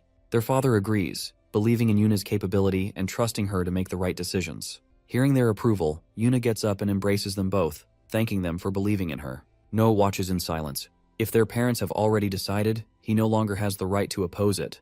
The meeting room is now crowded with people. The president calls on Seo-jong to present the gathered facts. Seo-jong begins by explaining the terrorist attack that took place in the mall, clarifying that the assault was not just an external attack, but an internal conflict within the Sabiok group itself. He then outlines the group's hierarchy as they currently understand it. The power struggle revolves around the three sons of the chairman Lee Yoon. The youngest has the weakest support, while the real competition is between the eldest and the second son. The eldest, Lee Byung, is known for his ruthless nature. Many doubt his legitimacy as heir, believing that simply being the firstborn is not enough to make him a worthy successor. The second son, Lee Jong, is completely different. Well-mannered and highly skilled in management, he is seen as a more capable leader. Based on this, they speculate that the terrorist attack may have been linked to Lee Byung, who ordered the attack on a business managed by Lee Jong. The elder asks if the chairman is aware of such details. They agree, saying that the chairman reappeared from exile and returned to management immediately after the attack. Seojong continues, pointing out that Lee Byung's financial power did not just fund mercenary players from no name. He likely hired the Ocean Clan. The mention of their name sends a wave of shock through the room. Records confirm that 92 hounds were captured during the Bukhan incident. Although 70% of the magic stones extracted from these monsters were secured, the remaining 30% circulated into the market. The investigation has revealed that these same magic stones were used by the terrorists in the recent mall attack. Seojong's explanation leads the leader to consider the possibility that the terrorists deliberately waited for the market price of magic stones to rise before executing their plan. Seojong responds that level 7 magic stones are neither refined nor filtered, making them easily accessible. The leader then questions whether the Ocean Clan could have been the ones to purchase and weaponize the leaked magic stones. Seojong states that their clan has thoroughly investigated the market circulation of these stones. If the Ocean Clan obtained them, it was likely through a secondary source, meaning their information might still be incomplete. A deep silence fills the room before the leader speaks again. Earlier this year, in April, Shin discovered that her husband, Gil Seong-jun, was having an affair with an heir from the Dangun group. Now the truth behind Gil Seong-jun's intentions has become clear. He must sever ties with the Dangun group and fully commit himself to Sabiok. This is the reason for today's meeting. The elder questions whether they are preparing for war. The leader responds, stating that war might not be the worst option. However, another man sitting nearby raises a serious concern. Divine Tempest is also a member from the Ocean Clan. A bald man speaks up, countering that the Ocean Clan is not the only one with 12 sovereign members. Their side has the Thunder Emperor. However, another man argues that this might not be enough. The Thunder Emperor is still too young. No matter how much of a genius he is, it would be difficult for him to match Divine Tempest in battle. The leader stops the idea of war but refuses to let the Ocean Clan go unpunished. Instead, she makes a decisive announcement. They will fully support Lee Jong, the second son, as the rightful heir, and organize a meeting to teach the Ocean Clan a lesson. It is now the 4th year of Celestial Maiden's rule, and No has moved up to the 2nd grade of elementary school. Minji finds it annoying that the 5 of them are still together. Seona agrees, though she had initially worried that they might be separated. Despite this, No hopes he will not have to see Sina again this year. That way, he can finally feel at ease, knowing he will not have to deal with her in the future. While No is lost in thought, Choi, sitting beside him, leans in and whispers. He points out the group of 4 boys at the next table, their eyes fixed on No and his friends. Their expressions alone make it clear they are troublemakers. Choi, irritated by their intense stares, considers confronting them for being so rude. But No, unwilling to invite unnecessary trouble, tells him to ignore them. Instead, he glances at the 4 boys. The moment their eyes meet, they quickly look away. Their reaction seems strange, but before No can dwell on it, Minji reminds him of the ongoing misunderstanding. Rumors have spread that Choi's father beat up Sina's father, the president of KK Pharmaceuticals. Because of this, the entire school is now too afraid to even meet his gaze. No wonders how he and his father ended up being painted as villains. Seona looks concerned, but No reassures her that he does not care about the rumors. What surprises No the most, however, is Choi's drastic change. He used to be short, but now he is much taller. He asks what Choi has been eating to grow so much. Choi simply replies that he has been training under the boss's instructions. As part of his training, he also drank the juice made by Young's father. Hearing this, No is even more puzzled. He remembers telling Minji and Seona to drink the juice because it helped restore mana energy, but he had no idea it also boosted physical growth. Now, he is the shortest among them. Frustrated, he decides to start drinking a full glass of that juice every day. Not long after, the sound of footsteps fills the air as the teacher walks in. The teacher introduces himself as Do-hoon, their homeroom teacher for the year. Just from his aura and mana presence, No can tell he is no ordinary person. Later in the afternoon, the old man in the library asks his assistant for a report on recent events. The assistant informs him that the parents who attempted to have Jin Seona expelled, arguing that she is a demi-human, have been completely removed from the school. Everything has been handled according to his orders. Satisfied, he praises his assistant's efficiency, but his thoughts linger on KK Pharmaceuticals and their failed attempt to manipulate class placements and separate the children. Thanks to his team's efforts, they manage to counteract the company's interference and keep Jung in the same class as the others. He then asks about KK Pharmaceuticals. The old man, Min-jun, finds it ridiculous that they would go to such extreme lengths to target a child he considers as precious as his own grandchild. Min-jun asks his assistant again about the class arrangement. The assistant explains that they have assigned a former player who retired due to a severe injury. Despite this, he assures Min-jun that the individual remains highly competent in education. Min-jun asks where this person was previously assigned. The assistant responds that, according to what he has heard, the individual was once part of the regulars agency. If this person was part of such an elite organization, then he must be reliable. Looking at the documents in his hands, the old man confirms the teacher's full name. The old man recalls asking Jung whom she wanted to be in the same class with after moving up to the second year. She had said she wanted to stay with her friends. However, since her father had told her that it would be difficult, she had accepted whatever fate had in store for her. Since this was her wish, Min-jun had promised to make it happen. After closing the book, the old man reflects on how unexpectedly interesting this situation has become. He had been reading alone, but now he has a child he wants to treat as his own grandchild. In an abandoned building, No and Yuna wait for Shin. Yuna is surprised to learn that No knows her well. Hesitantly, she explains that they became close after meeting at the cafe. A gentle breeze begins to blow, signaling Shin's arrival. Manipulating the wind, Shin turns the breeze into a small tornado to clear the space. After a few moments, the whirlwind fades, and footsteps echo in the distance. Shin lands in front of them and apologizes for making them wait. No, clearly annoyed, replies that they have waited far too long. Shin calls No picky and reminds her that plenty of people would be desperate to meet someone like her. Meanwhile, Yuna respectfully greets Shin. Shin responds, telling her not to use titles like 12 Sovereigns or Divine Tempest, but to simply call her Big Sister. At that moment, Shin secretly activates her detection ability. Immediately, she senses something shocking. Yuna's mana reserves are enormous. Even though she is controlling it, the sheer amount inside her is far beyond normal. Shin realizes that once others discover Yuna's potential, they will rush to claim her as their own, including herself. No asks Shin to hand over the item he requested earlier. Shin nods, confirming that she brought it. Among the items she has brought are a storage device and a mana stone. Inspecting the mana stone carefully, No finds them in perfect condition. Turning to Yuna, No asks if she is truly ready to become a player. Yuna responds with complete confidence. Seeing no objections, No finally stops resisting her decision. No retrieves a longsword from the storage device provided by Shin, but before she can use it, No states that she must first pass a test. Yuna accepts without hesitation. No warns her to be careful while handling the device, and Yuna assures that she understands completely. Watching the exchange, Shin smiles at how much No cares for his older sister. No channels mana into one of the stones, ensuring it is fully charged before throwing it far away. The stone begins to emit a blue glow, illuminating everything around them. Black smoke rises from the glowing stone, and from the darkness, a small monster emerges. It lets out a sharp cry, its long ears twitching as its pink skin glows faintly.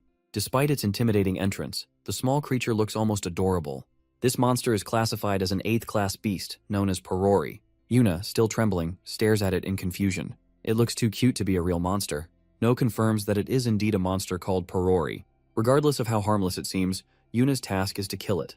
But faced with its innocent appearance, she hesitates. No understands that Yuna is determined to become a player, but she also wants her to realize that this path is filled with suffering. Yuna cautiously steps forward. The small monster hops toward her. Completely mesmerized by its cuteness, she starts believing it poses no threat. No shouts for her to stay alert and rushes toward her. Yuna looks at him in confusion, unaware of the danger. The cute monster's aura shifts. Its mouth stretches open unnaturally wide, revealing sharp fangs as it lunges at her. Before it can reach her, No delivers a brutal kick, sending it flying across the room. The impact is so strong that the creature is instantly defeated. Yuna, still shaken, listens as No scolds her. If she judges monsters by their appearance, she will be killed easily. She lowers her head, unable to respond. No asks if she wants to continue. Yuna doesn't answer right away. Instead, she thinks about all the times No and Julie have protected her from danger. She doesn't want to be someone who always needs saving. She wants to be strong enough to protect others too. She finally responds. She wants to continue. She refuses to let fear control her. After cutting down another monster, her sword drips with purple monster blood. Her grip weakens, and the weapon slips from her hands. Her legs shake violently before giving out, and she collapses to the ground. Shin, watching from the side, is shocked that Yuna managed to succeed after 15 rounds. Meanwhile, No rushes to her side. Yuna sits on the ground, breathing heavily, her hands trembling as she stares at them, covered in blood. No immediately embraces her, offering reassurance. Shin, seeing this, is reminded of her own past and the harsh reality of becoming a player. She understands better than anyone how difficult it is to reach this level. In the end, a player must always be strong. A few days later, in their third-grade classroom, the homeroom teacher arrives with a box of milk cartons. The teacher instructs the class president to step outside and bring in the exact number needed for the students present. Once they finish drinking, they are expected to return the empty cartons to the box. The students understand the instructions, and the class president quickly organizes them into a line to distribute the milk. Each student receives a carton, including No, who politely thanks the class president. This routine reminds him of Baek Leon, who also disliked drinking milk. Back then, No had taken it upon himself to encourage Baek Leon, telling her to drink milk so she could grow taller. He snaps back to reality when Choi whispers to him and discreetly places something in his hand. No looks down and realizes it is a magic item that can transform regular milk into chocolate milk. He asks where Choi got it. Choi replies that he secretly bought it that morning while visiting a general store. No hesitates and asks what would happen if they were caught by the teacher. Choi confidently reminds him of what he has always taught him, that they should not fear punishments from teachers. No silently agrees, realizing he may have unintentionally influenced Choi's way of thinking. Since they have already decided to break the rules, he takes the item from Choi and prepares to mix it into their milk. Choi grins and praises him. Before they can drink it, Choi notices an announcement printed on the milk carton. No glances at it and pauses. The message is a request asking children to pray for the safety of their compatriots suffering in Italy. This reminds No that this must be the year when people in Italy were experiencing severe hardships. Later, during recess, No walks alone toward Yuna's classroom. As he climbs the stairs, his thoughts drift back to yesterday's events. He still feels guilty for making Yuna cry. He hopes Yuna doesn't get depressed. As he turns a corner in the hallway, he collides with someone. A senior with yellow hair, who had been messing around with his friends, glares at him. The senior questions why he is here, pointing out that he is clearly not a 6th grade student. His friends approach from behind, joining in. No, already fed up with unnecessary trouble, sighs. He considers this just another ridiculous problem, which only fuels the yellow-haired senior's anger. One of his friends says that since No bumped into their leader, he should be the one to apologize. Another senior sneers, calling No arrogant before demanding to know which class he belongs to. No studies the yellow-haired senior closely. He looks oddly familiar. If his memory is correct, this is Lee Kang-hyuk, a player known for controlling the back alleys in Seongbuk District. Despite lacking exceptional talent as a player, Kang-hyuk had a sharp understanding of people's weaknesses, allowing him to manipulate his subordinates with ease. His organization controlled all information regarding the slum areas of Seongbuk District. Kang-hyuk has lived in Seongbuk since childhood. No wonders if that is the reason he was able to establish an intelligence group here. One of them pushes No's back and scoffs that kids these days are too arrogant. The senior with yellow hair grabs No by the collar and lifts him slightly. A crowd gathers, watching the scene. Many cheer for Kang-hyuk, urging him to put the arrogant kid in his place. No, unsure how to deal with these so-called strong seniors, briefly considers threatening them. At that moment, a powerful surge of blue mana rises from behind him. Just as the senior pulls back his fist to swing, the blue energy condenses into a massive snapping force, ready to send him flying. Before No's attack can land, a familiar voice calls out from a distance. No immediately recognizes Yuna, rushes toward them and stops Kang-hyuk in his tracks. She commands him to stop. Flustered, Kang-hyuk tries to explain. No, on the other hand, feels a sudden surge of anger. This guy dares to like his older sister. The thought alone is infuriating, and for a moment, he even considers killing Kang-hyuk on the spot. The two seniors behind No step forward, claiming that No had rudely bumped into Kang-hyuk earlier without apologizing, and that they were simply teaching him a lesson for his arrogance. She questions why they think they have the right to discipline her younger brother. The word younger brother makes Kang-hyuk freeze. Yuna steps forward and fixes No's disheveled collar. She had expected something like this to happen and is clearly frustrated. Under their intense stare, Kang-hyuk awkwardly scratches the back of his head, lets out a nervous chuckle, and apologizes. He tries to justify their actions, saying they were not thinking straight today, and promises it will not happen again. Repeatedly, he apologizes and asks if No is hurt. Hearing him act concerned only makes Yuna more irritated. She grabs No's hand and walks away. As they leave, Kang shouts after them, wishing Yuna a good day. Kang also tells No that if anyone dares to bother him, he will personally take care of them. His words make No even more annoyed. Once they have walked far enough, No suddenly asks if Yuna likes that guy. Yuna is confused by how he refers to Kang as he is actually older than him, but No seems serious as he asks again if Yuna really likes him. Yuna does not respond and simply walks ahead in silence. Then Yuna abruptly turns, faces No and smiles. She tells him that the person she likes the most is No, so he does not have to worry about her being taken away by another guy. Saying this, she offers to walk him back to class. A few days earlier, No's grandmother walks through the heavy rain, a bag of fresh vegetables in her hands. She just returned from the market, but as she makes her way home alone, She thinks it has been a long time since No and Yuna visited. She was overjoyed to see how much they had grown, and even little Yunai is already 3 years old. As she continues walking, she passes a narrow alley. From inside, the faint sound of coughing reaches her ears. She stops, hesitating for a moment, unsure if she misheard. Then she hears it again, clearer this time. Turning her head toward the alley, she sees a dumpster at the source of the sound. Cautiously, she steps forward and lifts the lid. Inside, she finds a child, a demi-human with blue hair and animal-like ears. The sight shocks her. The lid slips from her hands as she realizes this boy has been abandoned here. She kneels beside him and gently reaches out. But the moment she touches his skin, she flinches, realizing he is freezing. Feeling the touch of a human, the young demi-human remembers the cruel words of the men who captured him. They had planned to sell him off, and if no one bought him, they would use him as a punching bag. When he was no longer useful, they dumped him like garbage. Terrified, he instinctively slaps the grandmother's hand away and tries to crawl out of the dumpster, desperate to escape. But in his weakened state, he stumbles and collapses onto the ground. Seeing him struggle, the grandmother grows even more worried. She takes a step toward him, but he spits out hateful words, telling her to stay away. Instead of being angered, she only becomes more concerned. She takes a step closer. The boy, overwhelmed with fear, covers his head with both hands, expecting a beating.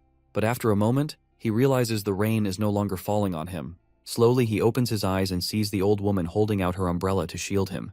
With a hesitant voice, she offers to take him home. In the present, No and the family visit their grandmother's house. She is already waiting at the front door, delighted to see how much they have grown.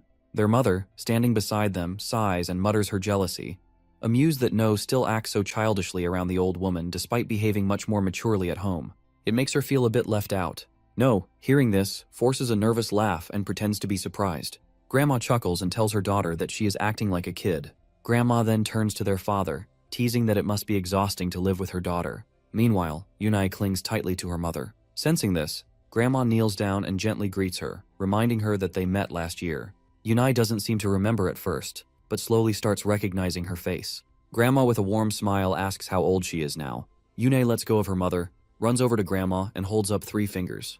Beaming with pride, she announces that she is now 3 years old. Grandma's eyes light up with joy. Yunai giggles, thrilled to receive such praise. Watching their interaction, No smiles to himself. Grandma invites them inside, offering to order their favorite fried chicken. Yuna and No agree without hesitation. As they step into the yard, No suddenly senses an unusual mana presence. Something feels off. He activates his detection ability, narrowing his eyes. Just as they are about to enter, he warns Yuna to stop walking. In the distance, he spots an unfamiliar energy form. At first, he assumes it belongs to a monster, but something about it feels different. The energy is too tame. It could be a thief. Without making a sound, No presses a finger to his lips, signaling Yuna to stay quiet. If someone has broken into Grandma's house, they need to be careful. Carefully, he peeks through the door and spots the creature inside. Strangely, its body does not seem nearly as large as the energy it is giving off. Its ears twitch while its nose sniffs the air. Seeing an opening in its awareness, No realizes this is his chance. He quickly pushes open the door and leaps forward, aiming a punch. The impact causes a loud noise inside the house, instantly catching the attention of the adults outside. Startled, they rush inside to check what just happened. No demands to know why the boy is here. The boy, confused, looks at him and asks if his chicken has arrived yet. No instinctively steps back. Then, as recognition sets in, he mutters the boy's name, Jin Parang. Later that night, after Grandma explains everything in detail, No's parents finally understand the situation. Grandma explains that she had planned to tell them once they arrived from the city, which is why she only revealed this now. At another table, No, Parang, and Yuna eat fried chicken together. As they eat, No suddenly remembers that this was the area where Parang lived. He never imagined their connection would start this way, with his grandmother deciding to take Jin Parang in and let him stay at her house. Noticing No staring at him, Parang grows irritated. He demands to know why he is being watched while eating, making it clear that the fried chicken in his hands belongs to him, and he has no intention of sharing. Grandma scolds him immediately, reminding him to watch his language. Parang falls silent, but No keeps staring at him. She reassures him that if his food runs out, she will get him more. Parang mutters under his breath, calling her an old hag. No clenches his fists in anger. Seeing him this rude to his grandmother, he never expected him to be even worse than his past life. He decides to fix his attitude, starting now. No grabs a soda bottle from the table and politely asks his grandmother for permission to take Parang outside to play. Parang looks at him, unable to comprehend why No suddenly wants to go outside with him. With suspicion in his voice, he demands to know why he has to play alone with him. Before Parang can finish complaining, Grandma interrupts and grants No permission, seeing it as a good way for them to bond. As No and Parang get ready to leave, Yuna eagerly asks to join, but before she can move, No tells her to stay behind. No moves behind Parang and orders him to move, but despite No's insistence, Parang refuses, making it clear he has no interest in playing with him. Frustrated by his stubbornness, No grabs the back of his shirt and gives him a sharp, threatening look. He tells Parang to stop making excuses and come with him immediately. No, losing patience, drags him out of the house. Once they are far enough, No suddenly throws him in the middle of the street. As Parang groans from the impact. When he finally recovers, he opens his eyes and sees his fried chicken on the ground. His face twists in despair. No says people don't avoid disturbing dogs out of respect, but because they are afraid of being bitten. With that, he snaps his fingers, and a glowing barrier instantly forms around them, encasing them in a dome. Parang's eyes widen as he stares in shock. The reason for the barrier is simple. No doesn't want to be interrupted or overheard. Inside the barrier, No looks directly at Parang and tells him he isn't a dog, but judging by how he spoke rudely to Grandma earlier, he doesn't seem much like a human either. He is going to teach Parang how to live like a proper human. Hearing this, Parang demands to know if No is trying to pick a fight. Deep down, he already dislikes him, and this situation only makes it worse. But No doesn't care. He lunges, moving with incredible speed. Parang fails to dodge in time. The first strike lands directly on him, and he screams in pain. The bottle might look ordinary, but to Parang, every impact feels like being struck by cannonballs. Between the relentless attacks, No forces a lesson in respect upon him. He reminds Parang to show gratitude to the woman who took him in, gave him food, let him sleep in her house, and even cared for his injuries. No finally pauses, allowing Parang to catch his breath. He collapses onto the ground, barely able to move, but No is still furious. He hasn't forgotten the way Parang insulted Grandma, calling her an old hag. His mana surges, growing stronger. He resumes the beating, delivering another round of brutal strikes. Parang screams for help, desperately hoping someone will hear him. But no matter how much he yells, his voice will never reach the outside. No reminds him that the barrier blocks all sound. No one will come to save him. No taunts him, saying that if he really wants help, he should try using telepathy to contact the adults. Parang freezes. He can't use telepathy. He is only 10 years old, far too young to have learned something like that. At that moment, No suddenly recalls something. Parang once bragged that when he was 10 years old, he could already use telepathy. Swinging the bottle again, No asks if he deserves another hit for that deception. The sound of his voice, the force of his blows, and Parang's desperate cries remain trapped inside the dome. The next day, Parang kneels on all fours in the family's house, still feeling the pain of No's strikes in places no one can see. When No's parents ask his age and what grade he is in, he admits he has never been to school. Parang hesitates, but he forces himself to finish his sentence before falling silent. No remembers hearing about how Parang was bullied at the academy. No steps closer, placing a hand on his shoulder. He offers to have Parang join his class. No insists that the second grade would be fine. No pressures him to agree while his mother asks for her opinion. Unable to refuse, he reluctantly accepts, which makes No happy. Grandma comments on how quickly the boys have found common ground, and his mother agrees. No turns to Parang, who is trying to avoid him. Grabbing him by the collar, No drags him along, suggesting they walk a little longer. Parang protests, but it's already too late. The celestial maiden, Gael, sits at a table while two guards stand nearby. Across from her, the Italian ambassadors, Albert and Jenko, discuss their plan to help thousands of Koreans return to their homeland. Albert lays out a condition. They must first eliminate the monster in the North Atlantic. The strongest creature among the first-rank monsters, powerful enough to destroy a nation. First-rank monster Leviathan. Gael calmly takes a sip of tea and asks if they would be satisfied with simply supplying soldiers with potions. Albert acknowledges the potion's incredible effectiveness and ease of use, then says they already agreed to trade Mediterranean mana steel for the potions. Gael agrees it is an unneeded item for them then. Jenko lifts a leg infused with energy and shatters the table. Gael orders her guards not to hesitate, while Albert hurriedly pleads for help with the Leviathan in exchange for her people. Gael stays calm, asking for a tissue to wipe her lips after finishing her tea. Albert warns Genko not to go too far, but Genko refuses to stop. He claims his words must be true since Gael has not denied them. He then insults Koreans, saying all they care about is kimchi. One of Gael's guards clenches his fists in anger, but she remains unbothered. Then, a heavy pressure fills the room. With just one sentence, Gael forces both ambassadors to their knees. Genko collapses, while Albert grips the table to stay upright. She agrees to Albert's conditions, promising to help retrieve the Koreans trapped in Italy. In return, she pledges full support, sending the Divine Spear, Namgung, and two other elite players to assist. After making her decision, Gael snaps her fingers, lifting the heavy pressure from the room. Both men, drenched in cold sweat, sit frozen in shock. Albert slams his palm on the table, accusing her of going too far, but she calmly responds that if they have complaints, they are free to voice them. She warns that she will report their behavior to the International Mana Administration, making it clear that South Korea will not tolerate disrespect. Genko, unable to hold back his anger, pulls out his device and summons a long sword, shouting that he will kill every South Korean representative. Albert tries to stop him, but before they can act, a wave of freezing mana explodes in front of them. Genko's right leg is instantly trapped in ice, pinning him to the ground. Fear takes over as his instincts warn him that any movement will mean death. The source of this power stands before them. Seeing Genko frozen in fear, Gayul remarks that at least he is not completely foolish. She ends the meeting and orders them to leave. As the doors close behind them, Genko is left seething, powerless to do anything. Inside the Blue House, the maiden's personal guard advises her to be cautious. He reminds her that she is no longer just a famous actress but the celestial maiden of Korea and must act accordingly. She looks at her guard, Park Sang-jin, and asks if he speaks as her bodyguard or as her former manager. Sang-jin stays silent. Another guard snickers, mocking him for not understanding women. The goddess turns to the blonde-haired guard, Lee Jung-hyun, and warns him against mocking his colleague, especially since he failed to submit an important report on time. She demands it immediately. Jung-hyun quickly apologizes and hands it over. He reports that the Italians sent a Maserati Gran Turismo as a gift. The goddess does not recognize the name, so Jung-hyun explains that it is a luxury car, popular with Big Mama, meant to symbolize friendship between Italy and South Korea. He adds that Big Mama might be more reasonable than the ambassadors they dealt with earlier. The maiden and Sang-jin remain silent, thinking. Then she orders Jung-hyun to return the Maserati and deliver a message. She does not need such gifts. He hesitates, trying to change her mind, but she ignores him. She has never met Big Mama, but the information she has gathered paints her unkind and possibly hostile. The two ambassadors sent earlier were enough proof. Big Mama is either planning something or looking down on South Korea. With this in mind, she orders Jung-hyun to assign his most trusted agents to monitor the Italian ambassador. He must report any suspicious activity immediately. Jung-hyun understands and leaves. Once he is gone, the maiden walks to the window. Sang-jin, standing nearby, feels relieved that the negotiations went better than expected. She agrees. It was all thanks to the potions from Alice Pharmaceuticals.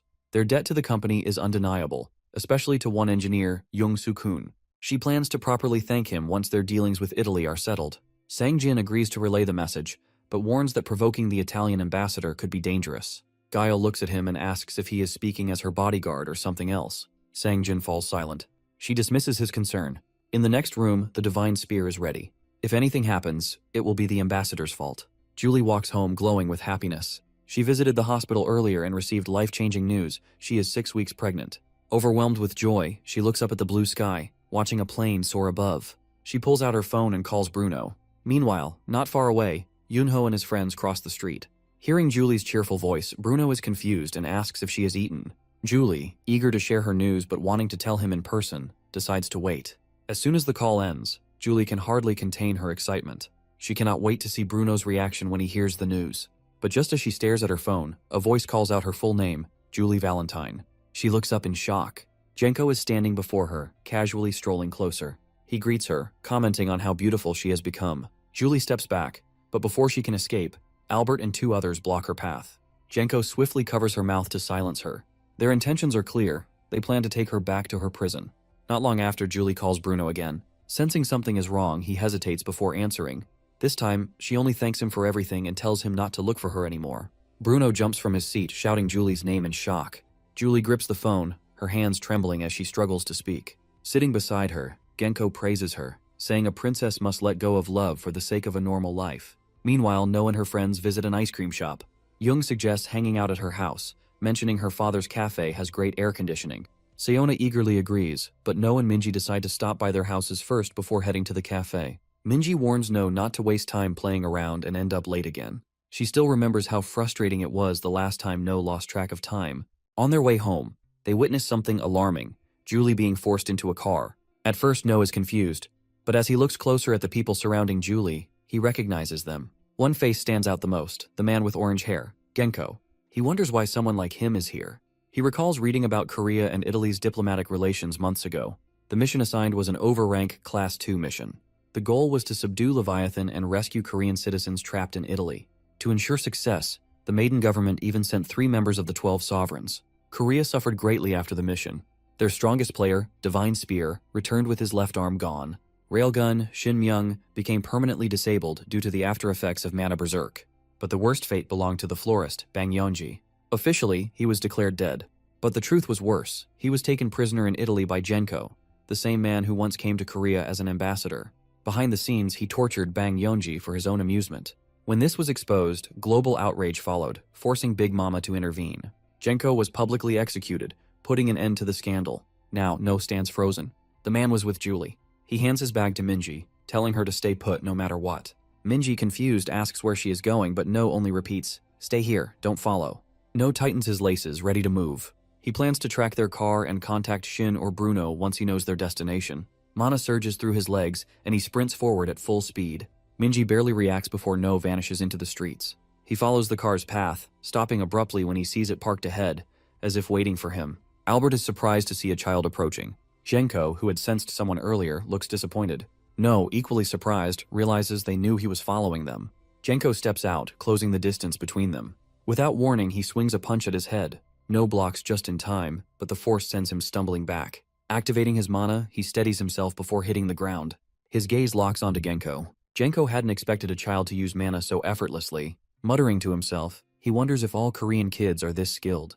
Albert quickly dismisses Genko's assumption, warning him that the kid in front of him is no ordinary child. Genko grins, as if finally deciding what to do.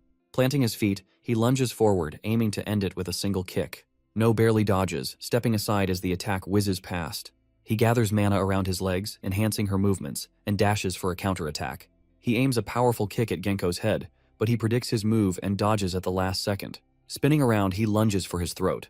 Dodging midair is nearly impossible, but No makes a split-second decision. He channels more mana into his legs and launches a second, stronger kick to send him flying.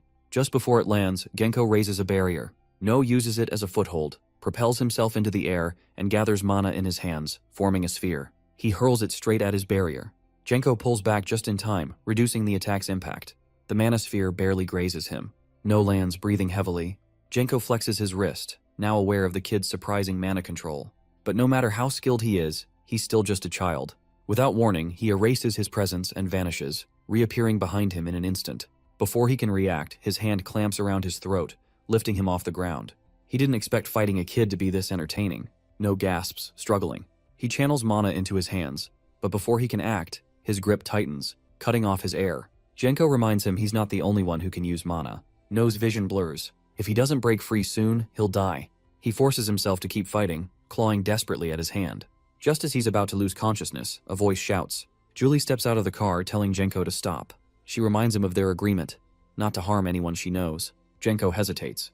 Genko tightens his grip around No's throat. Albert steps in, firmly telling Genko to stop.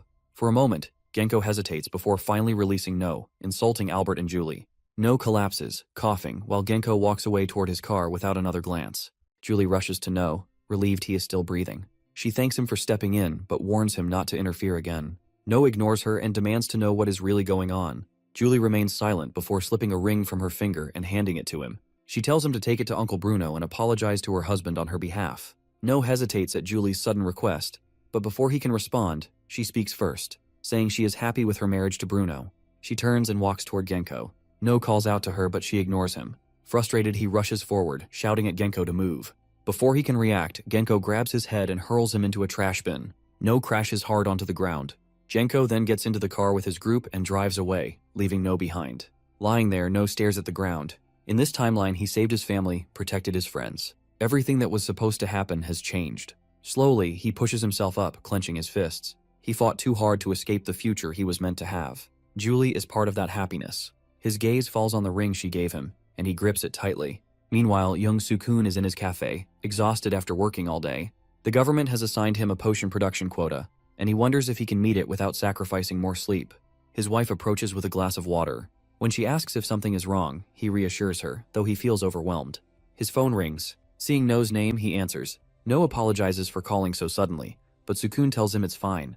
He quickly explains that something serious has happened and asks for his help. Meanwhile, Yuna and Shin train together. Shin channels her mana into a tree, making it grow as its roots push through the ground. Then, with a snap of her fingers, the roots twist and surge toward Yuna like living vines. Yuna moves swiftly, dodging every strike from the tree's roots with ease. Shin watches, impressed by how much she has improved. Deciding to test her further, Shin conjures a tornado. As Yuna evades the relentless roots, a sudden gust of wind surges toward her. She is swept up into the violent storm, struggling to break free. Shin starts to doubt her earlier judgment. But then, instead of panicking, Yuna channels her mana, forming a surfboard-like platform beneath her feet. In an instant, she rides the storm itself, gliding through the raging winds. Yuna shouts in frustration at Shin. Shin remains calm, explaining that real training should feel like a real battle. Deep down, she is impressed. Escaping her tornado was no small feat, but now she is curious how Yuna will handle what comes next. Shin instantly disperses the tornado. Yuna loses balance and falls from her mana surfboard, but quickly gathers mana beneath her, forming a mana jelly that softens her landing. Without wasting time, she gets up and charges at Shin. Shin immediately launches another attack. She shapes her mana into a bullet and fires. Yuna reacts instantly, summoning her jelly shield just in time to block it. Shin is impressed. Yuna had used her mana in creative ways, showing impressive imagination. Just as Yuna reaches her, she drops her jelly barrier, certain of her victory. But before she can react, her body freezes in place. She struggles in confusion as thick tree roots coil around her leg and lift her off the ground. Dangling helplessly, Yuna looks down at Shin, who acknowledges her progress but remains strict. When Yuna admits defeat and asks to be let down, Shin refuses, reminding her that escaping is also part of the training. Shin's phone rings and she is surprised to see the call. She briefly wonders if he has caused trouble again.